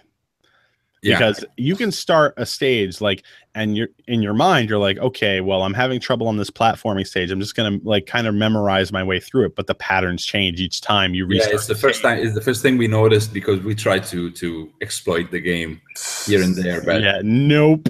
But that's probably my only negative thing about the game is that I do appreciate the RNG because it does keep you on your toes and it keeps the challenge present. However, like if you're on one of those boss stages and you get handed a pattern like right out of the gate that you know is like one of your toughest patterns, like you'll just be like, nope, retry, and you might keep doing that until like you get a pattern that you're looking for. So you're kind of cheesing in that way. Yeah, we were happy when we did in this game. When we did the cake lady. Yeah. And we were happy because I don't remember what the particular enemy was. If Luca remembers it, that we were always hoping to get first. Like she throws at you like 3 enemies, right? Yeah, the waffle one is really easy. The dude that's a ball is really easy. But there's this guy who comes out and he goes diagonally and then down across the screen. Probably that one. And there's shit flying out of it, right? Yeah, he's a bitch. I fucking hated that guy. That one. Okay, let's call him the bitch. Fucking. And then there was another one. It was like a gumball dude running back and forth. Just that's the easiest one, man. Yeah, he was the easiest one. But like, it's only that one guy that I thought was really a bitch. So. Luca and Talati have chimed in. Oh, Jawbreaker? Yeah. Was it the Jawbreaker? Maybe.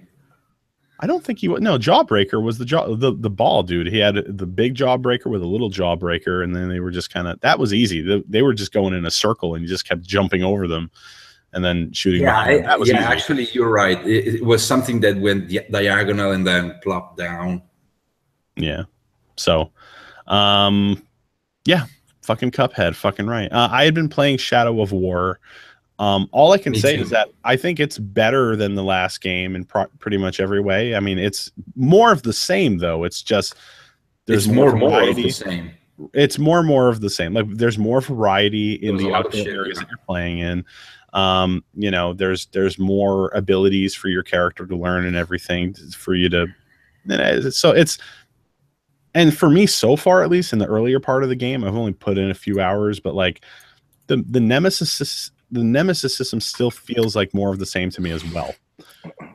So, I mean, if you liked Shadow of Mordor, which I did, I didn't think it was a great game. I didn't think it was game of the year. It was average for me. It was somewhere in the middle, you know? And let's keep in mind that it came out when nothing else came out. Yeah, that year there was not a lot of great games that came out that year.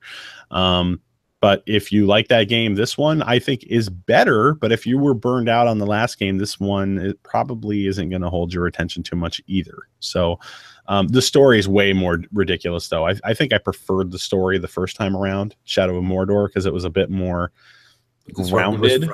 Yeah, it was a bit more grounded for Lord of the Rings. But this is just like whee, like you know. Early in the game, fucking, of course, Smeagol makes a return again. And it's like, man, this motherfucker, they found a way to work him in again. It's like, I love Smeagol and everything, but it's like, it just doesn't feel like nothing in this game. Are you playing it on PC or PS4? PS4. I'm playing it on PC, and I spent a good 3 hours looking for solutions to move the camera farther away back. Because I fucking hate that camera. Like, I don't want to have my eyes in front of the ass of the guy and not seeing shit around. Yeah. Like when there's combat, it's good because it pans out the camera. But when you're just going around, it's so close to the character that I hate that shit. I also played Knack 2. That's something I forgot to mention the last time that Gus and I Right, had. there was a second Knack game that came out. I know everybody was just like, "Oh, fucked up." I think my hot take on that is that the original game was actually quite fun, and if it was a $40 game instead of a $60 game, I think a lot of people would have enjoyed it a lot more than they did, which was not very much, I guess, unfortunately. But yeah, Knack, I had a lot of fun with the game. It was not great, it wasn't perfect by any means, but I think it was one of those really cool, fun games that just they're kind of rare. Like I miss those old 3D beat 'em up, platformy kind of games. The problem is that it was very formulaic, and they kept recycling that formula through that first game over and over and over again. So in this game, they tried to diversify things a bit more. There's more platforming sections. The battles work a bit differently. There's a bit more going on in the battle, so there's a little bit more action involved, and there's some more puzzly type things to getting through the platformy parts of the stages as well. I would say if you played the first Knack though and you did not enjoy it at all, this game's probably not going to change your mind, even though it is in pretty much every way a better game than the first one. It's a beautiful looking game, by the way. Is this one supposed to be more co-op friendly? Like, I think it is supposed to be more co-op friendly, but I haven't. Videos, yeah. I usually play solo, so I really can't comment about that. But I think the videos that I've seen, prior to release, made it more. Why are you playing solo? You have the perfect partner for that. Who, Evan? Yeah. Because he wants to fucking play Minecraft, and Roblox is a mobile game, and there's another one, Pixel Shooter 3D or something, like Pixel Junk 3. I don't fucking know what it's called. Pixel Junk Shooter. Yeah, he doesn't even play like Plants vs. Zombies Garden Warfare on the PC so much anymore. He's usually glued to the tablet. So, I mean, that's not my realm. So, another game that I played was that I waited to play it, and I expected to love it. Automata. Yeah, talk about that, because I haven't played it. I got bored very, very fast, and it's strange because I love the first one. Like, I really loved the first one. I was on board before it became a cult. Okay, I bought it on a whim, and I ended up loving it. Especially for the bold final choice, which I'm not gonna spoil because it's fucking amazing. Interrupt you real quick. There are people requesting permabans on NeoGAF, so I guess Gus wasn't alone in wanting that. So anyway, I'm sorry, continue. Yo, I don't blame Gabe for feeling that way, but I love Nier Automata. But Gabe can continue because I have thoughts too. Because I finished. Oh, I wanna hear your thoughts after this. So go ahead. Okay, it does things. There are a couple of things that are fucking beautiful, almost mesmerizing. Like the animations of B2 are perfect. Like I don't have any other word to describe it. Many things in the combat are very good, not perfect, but I don't know, it has this dull feeling that it gives me. I don't know why. Like I really want to love it. I stopped playing it. Maybe I'll pick it up again in the future, but just the story didn't convince me. I don't know. I never got around to playing the last one, but like this one looked like it would be interesting to me. But a lot of the gameplay footage that I saw online, I will say, kind of left me kind of like could be interesting, but also seems kind of blah. It's like I don't blame Gabe for feeling that way about the gameplay, or at least how the game is kind of structured, because and this is my first experience with that like franchise, so I didn't play like what is it, Drakengard, right? And then there was Nier after that. Like I didn't play either of those, and I just bought Nier Automata just on a whim, and like for people who don't know, like that game, you don't just play through it once and then you're done with it. Like you have to play it like a couple of times, but it's not like you're doing like a traditional like new game plus sort of thing. Like the game is split into like several endings throughout, and ultimately like I have to be honest, man. Like, I find Nier Automata to be a beautiful game. Like, I am legit using that adjective. Like, because I played through the first route, right? It was like the first ending of the game, and the story was fine. Like, it was like, oh, okay, like these are androids, are in a war, and then this is a whole game about like existentialism and all that, and then I saw the credits for that first part, and then I played through the second part, which is through the perspective of the other character, 9S. And then you go through that, and then yeah, like it was at a point where like I had kind of got tired of the game, where I didn't want to stop playing it, but it got exhausting because the gameplay is not like top tier platinum stuff, but still like okay. It's serviceable. It's serviceable, and then but like there is a bit of like mundaneness to it, and like some of the side quests, like there are some pretty good little mini stories in the side quests, but some of it's also tedious. Like, I don't blame people for like falling out of that game by that point, like if they saw the second route, and then like the third time through, you're like a whole new character, and you're kind of getting the rest of the story, and it's just like kind of interesting just watching the events play out of the story. Like, I don't want to spoil it for people. Like, I think people should play it if they can find the patience for it, I guess. I want to play it because what you're saying and what I know from the previous one, it's bound to have something good, like that I really enjoy story-wise. Yeah, like I really enjoyed where the story went, how the characters like behaved towards the end. But what really got me, and like I kid you, I'm not kidding, like emotionally, like was like the end credits, because it wasn't just the story still didn't end with the end credits. And there was a moment, and I don't know if you actually know, Gabe, like about the end credits, and I don't without going into detail, like it becomes a big social thing if you're connected, if your PlayStation 4 is connected to the internet. And it becomes like a big social little experiment, actually. I heard about this on a podcast. And it's like a moment of like this togetherness. And on the surface, it's just this arbitrary like little thing where like other people join in on this thing. But like just emotionally, like it was like, holy shit, this is awesome. Like everything. Don't tell me because I won't. But like after all that too, and I'm saying this as someone who actually got tired, like exhausted playing through the game after a while. I put it down for some time, like, and then I just went back to it because I'm like, I want to see this through. I'm glad I saw it through. Like, I fucking loved what I like by the end of the game. Like, I fucking loved it. I felt something like when I fucking played that, and I didn't think I would, because people were already saying stuff like that. And like usually I'm that type of person where if someone hypes something to death, like it kind of affects, like it lowers my entryway and expectations. But no, like I don't know. And again, like there are things to legitimately criticize about the game, gameplay wise and then like mechanic wise and all that. But like I'm just still so glad I saw that fucking game through. And it's like one of my favorite games. Like I'm so glad like I got to play it.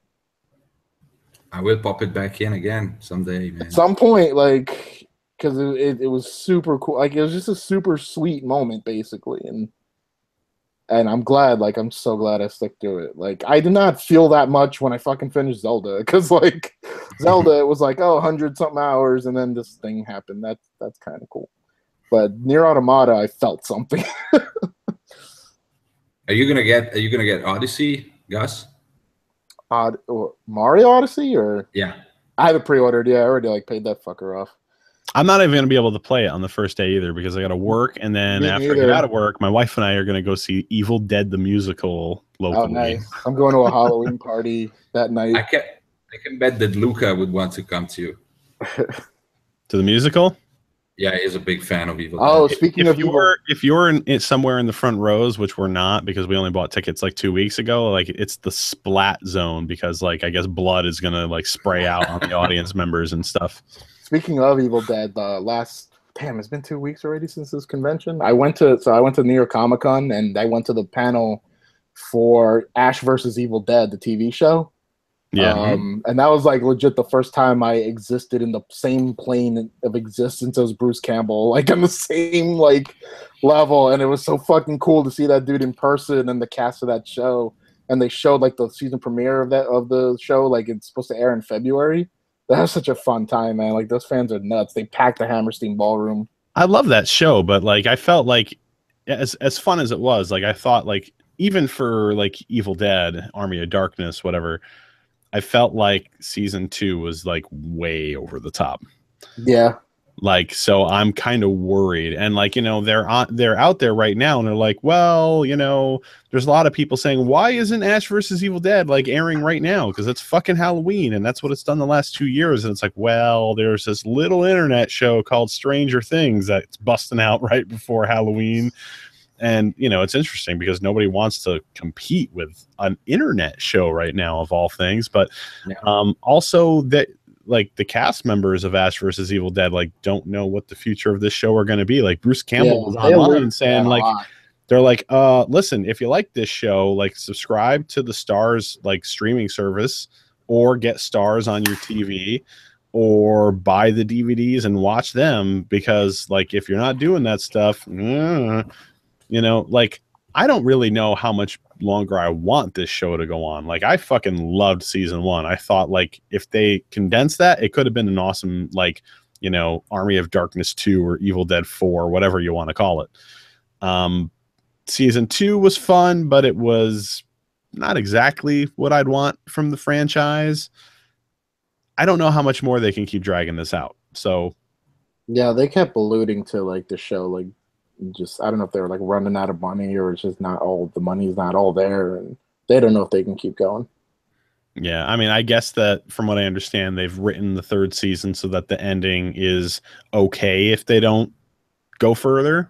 But yeah, but I had fun with it so far. Like, I'll be watching season 3. I mean, I have Stars on my TV package for that very reason. So we'll be waiting until 2019, though, I guess, for some Game of Thrones, but what the fuck?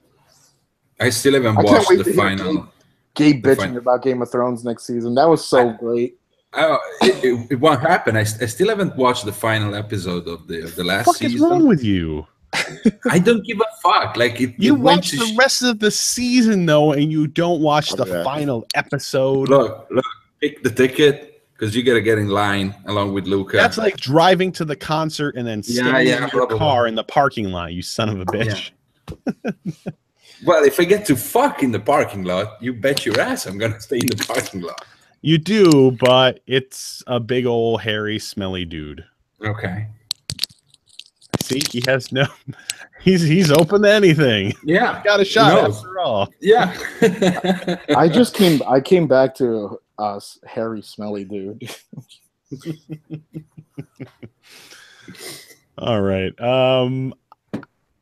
Anything else you're playing? Yeah, there's one thing I did actually want to talk about. Nintendo, they've got a lot of praise going on. I heard they're doing okay, those guys at Nintendo. Yeah, I mean, with Mario coming out and the Nintendo Switch selling like fucking crazy, and the SNES Mini dropping, which Gus talked about last time. Go check out that podcast.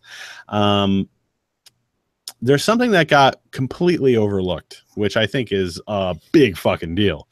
And I wrote something about this, and I think Gabe probably read it because I sent it to him, and it's not up on the website yet. But the Miiverse.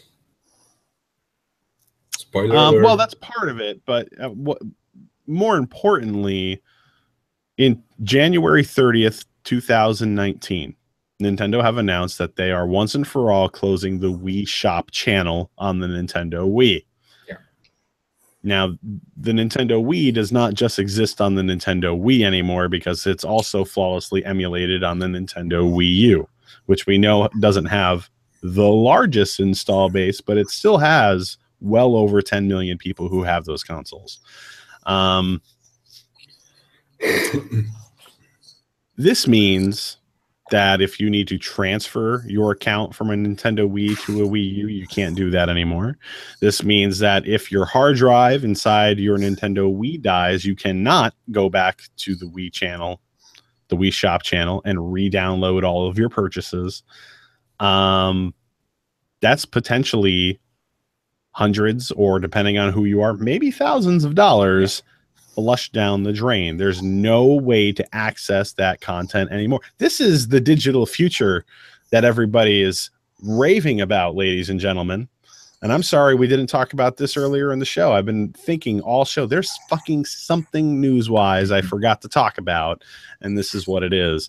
This is something, you know, like you can bring this up to a lot of people, and what they say is like, oh, well, that's just a very Nintendo thing to do. That's Nintendo for you. Nintendo doesn't do smart things. Nintendo's got a Nintendo is the answer always. Right, but like you're telling me that 20 years from now, Microsoft and Sony are also going to keep their servers going for like the PS3 and the Xbox 360? I'm not positive that that is. Hold on, Taladia HD Gamers, you have news that you wanted to share with us. Is this related? I'll get to you in a minute. Let me know if it's related to this topic, and then I'll work it in. But yeah, share your news, and we'll get to it after this. I understand that there's reasons to go digital. A lot of people are like, oh, I don't want to have my games, you know, filling up a bunch of shelves in my place. I like to have, you know, space, not, you know, being taken up all over the place. I like that. I like that I don't have to worry about going to the shop to get my stuff. There's a convenience factor involved, and it's like you're trading that convenience. Okay, I understand those points, and do whatever you want with your money, but you're trading that convenience to say, hey, I'm willing to maybe only have these games for 10 or 15 years instead of forever. You know? Like what's going to happen? Like eventually, like people are like, Microsoft and Sony will never do that because it doesn't cost them anything to keep those servers going, because 10 years from now, barely anybody will be downloading anything on it. And it's like, that's not how this works. Again, this is business, and in business, eventually, someday, they're going to say, it's not really financially viable for us to keep these servers open. You know, enough people have moved on that we're not going to piss off too many people. Yeah. We can get the servers off the PS3. We can get the servers off of the Xbox 360. Microsoft is probably going to have this going a lot longer, because now the Xbox 360 ecosystem is baked into the Xbox One ecosystem. You know, since they're doing the whole backwards compatibility thing, which for some fucking reason Sony refuses to do. But because they have to sell you PS Now. Right. Right. This is going to happen someday to you people, though, too. You know, to the people who don't think it's going to happen to them. The all digital future is not all it's cracked up to be. I mean, do you really want to trust these major corporations with all the money that you're investing into these games? I don't, but I'm okay with a digital future if it's the GOG model. What does that mean? No, I don't know. What do you mean the God model? GOG, G-O-G. Oh, okay. DRM free. You can store whatever you want, everywhere you want, and it's going to be there. Right. You own it. Yeah. You know, none of that I'm okay with. None of this, oh, you just bought a digital license to be able to enjoy this product. Bullshit. Until we decide to not make it workable anymore. Right. So I'm waiting for Taladia to tell me what his information is.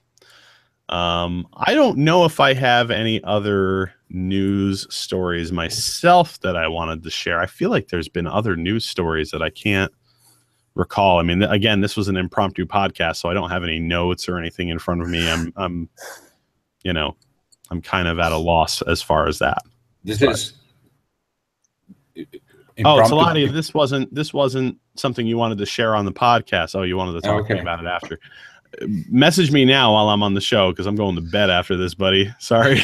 It's been a long day, and the fact that I'm even here doing this podcast is a testament to just my dedication to this, because holy shit, like my whole face just feels like pain, because Sunday, Monday, Tuesday, my head was so clogged with shit that I couldn't even breathe through my nostrils. And like, I swear I've got a sinus infection. I went to my schedule today was my son had a soccer game. Then there was a Halloween party that we had to bring him to. And then he had a birthday party he had to go to. And somewhere in the middle of all that, I took myself to urgent care to try and get them to prescribe me something, because I'm pretty sure I got a sinus infection. So yeah, it's not been the best feeling day for me. I'm just like, I have a question. Is this baseball game, whatever it is, still going on? Because Gus, it's just awfully quiet tonight.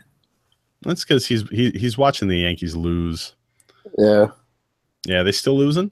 Yeah. Okay. Well, thank you for the update. That was exhaustive.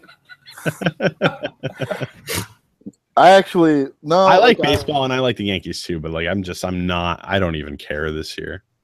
You missed like one of the best seasons this year. Then okay, I'm out, guys. Good night. Is this what we're gonna talk about now? No, Lottie, is this something that you wanted me to mention on the show? I just wanted to throw that out there. Have you played anything else?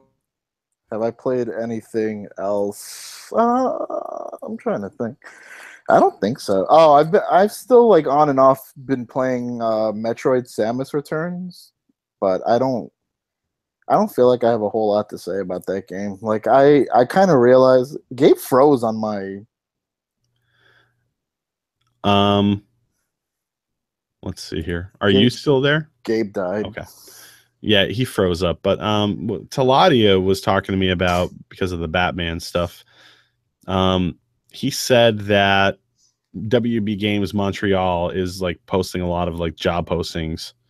And he believes it's probably for the next Batman game. And that's possible just because you know, the last that we heard was Jason Schreier saying, "Oh, I guess the game got rebooted." Can't wait to fucking buy a loot box where I pick out Batman skins now and like different character types, like where I play as Dick Grayson again or whatever. Yeah, I mean, you know, according to Jason Schreier, the game was rebooted, so they could be hiring for that. Like, I don't think they're going to be dropping Batman. I mean, I'm sure they're still going to do a Batman game, but you know, they probably just want to take it in a different direction. So I wonder if they've even started looking at like the DCU stuff. So like if the Justice League like movie and all that shit. Right. Also, Taladia mentioned that he knows that Rocksteady is supposed to have an announcement coming soon. They did comment recently online that it's like, we can't say anything yet, but oh man, when we do, it's going to blow your fucking minds. So I am kind of curious what they've been working on. Like, you know, I know a lot of the rumor mill online has been saying, oh, it's probably Superman because they always said that was going to be their dream game. But have you seen the Spider-Man Homecoming movie, Gus? I have, yeah. Is it good? You know what? It is good, but I kind of forgot it happened.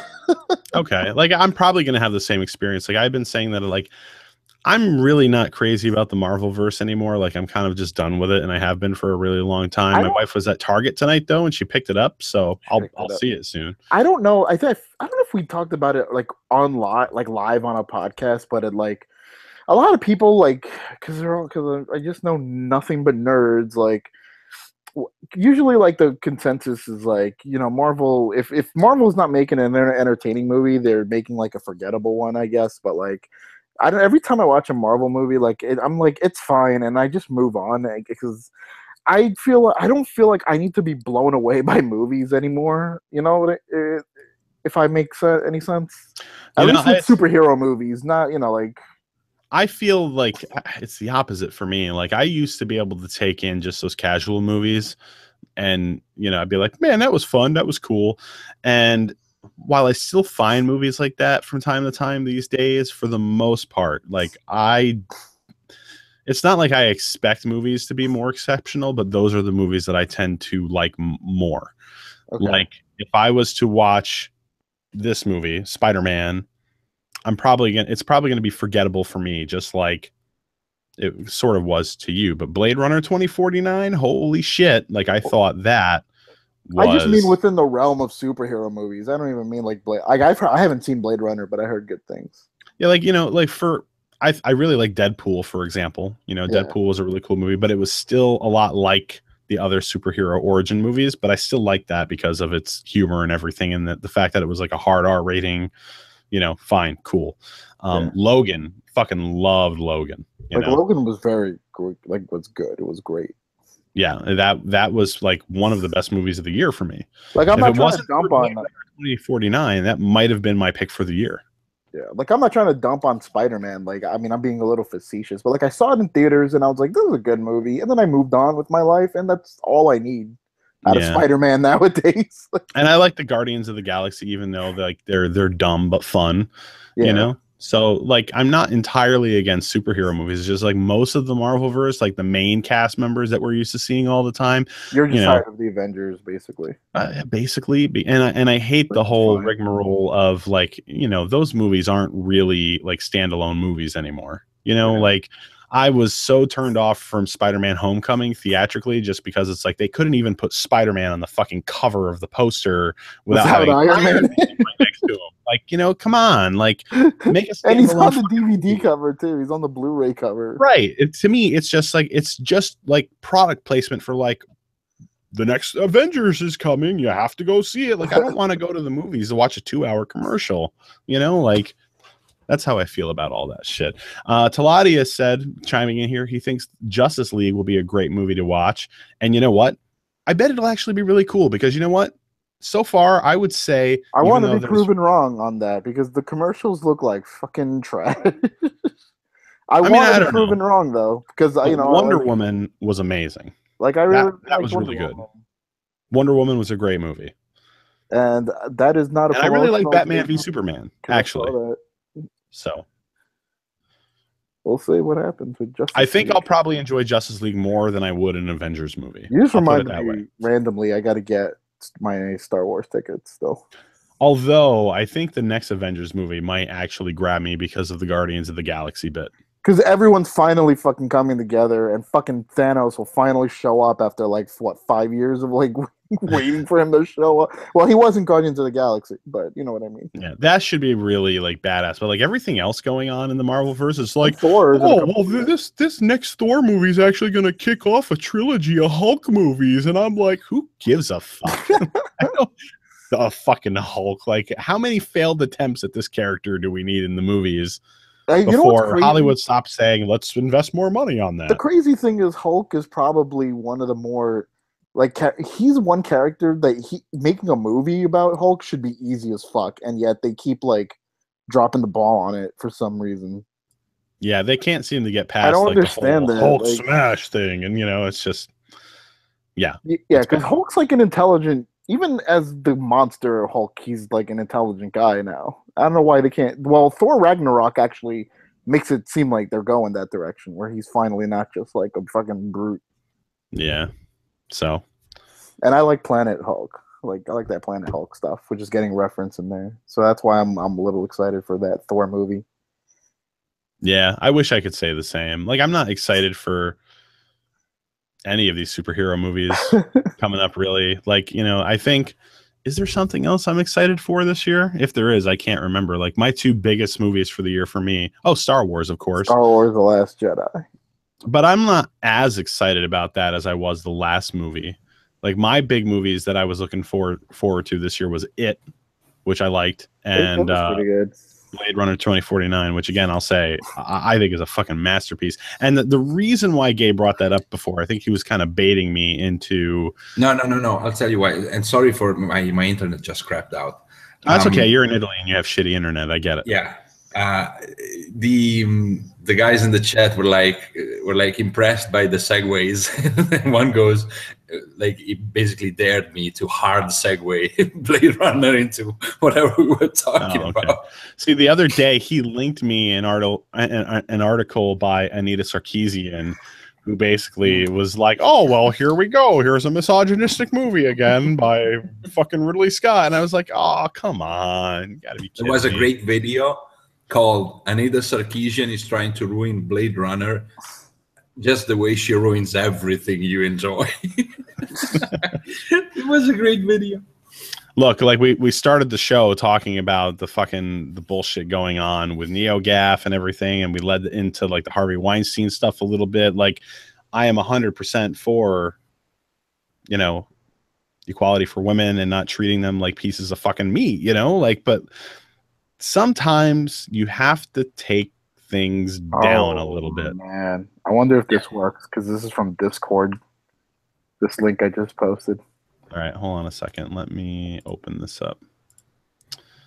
That Oh, current status for NeoGAF on Wikipedia is, "This is fine. NeoGAF on Wikipedia is thisisfine.gif." And for anybody who's ever seen the "this is fine" meme, it's like this that's dog perfect. an animated like dog in a suit sitting in a burning room, and he's just looking around and he's like, "Yep, this is fine." Oh, God. Who made that fucking edit? That's great. I can't wait for all the headlines in the next days. Oh man, like I wonder if it's gonna make some like, of the journalists have already like started responding to it, saying like Jason Schreier said he's traveling, but he's going to look into it. And I think Patrick Klepek said that he's starting to ask about it. Oh, yeah, he said if you have any information, he said please let me know. So yeah, they're fishing. Klepek is going to be all over this. Is big on this stuff. I want to know if it's going to reach like media outlets outside of gaming journalism, though. That's my question. I don't know. Probably it's probably going to be hot on the heels of the Harvey Weinstein stuff. Like it might at least like reach like the New York Times like website or something. You know, it's like going to be like they play video games. They're violent and they treat women like shit because they play video games in which they fucking I don't know. You know what? The fucking game fan base has earned that shit, man. They like if for people for the gaming community to be called toxic and shit, man. Like that certainly haven't helped matters the last few years. Yeah, yeah. I'm just saying. I'm just throwing that out there. True. PewDiePie didn't help. No. Yeah, we talked about that at length. Did you hear that podcast? Yeah. Yep. I'm trying Wasn't Gabe on it after a while, actually? Oh, right at Maybe the end. It was. At the end of it. Oh, yeah, he was right there at the end. He was like, "Oh, hi." I just woke up and I was like, rolled out of bed and I saw, I get on here. How you doing, guys? I'm a surprise. Just like tonight, I told you, improvised shitcast. So yeah, well, you know, I had told my wife, "Hey, let's watch some Stranger Things tonight," and then I was like, "Oh, honey, we got to do a podcast because some shit's really going down." Okay, apologize on my behalf. You could send me money instead. I already did. I'm gonna do it again, actually. Well, let's hope. All right, we've ran out of stuff to talk about, I think, ladies and gentlemen. So thank you so much for joining us for this very impromptu podcast. Or if you're not watching or listening to it live, thank you for checking it out after the fact. Again, bitesizeimpressions.com, and you can find me at bitesizeimp on Twitter. Have a good night, everybody. Bye-bye. Good night, world.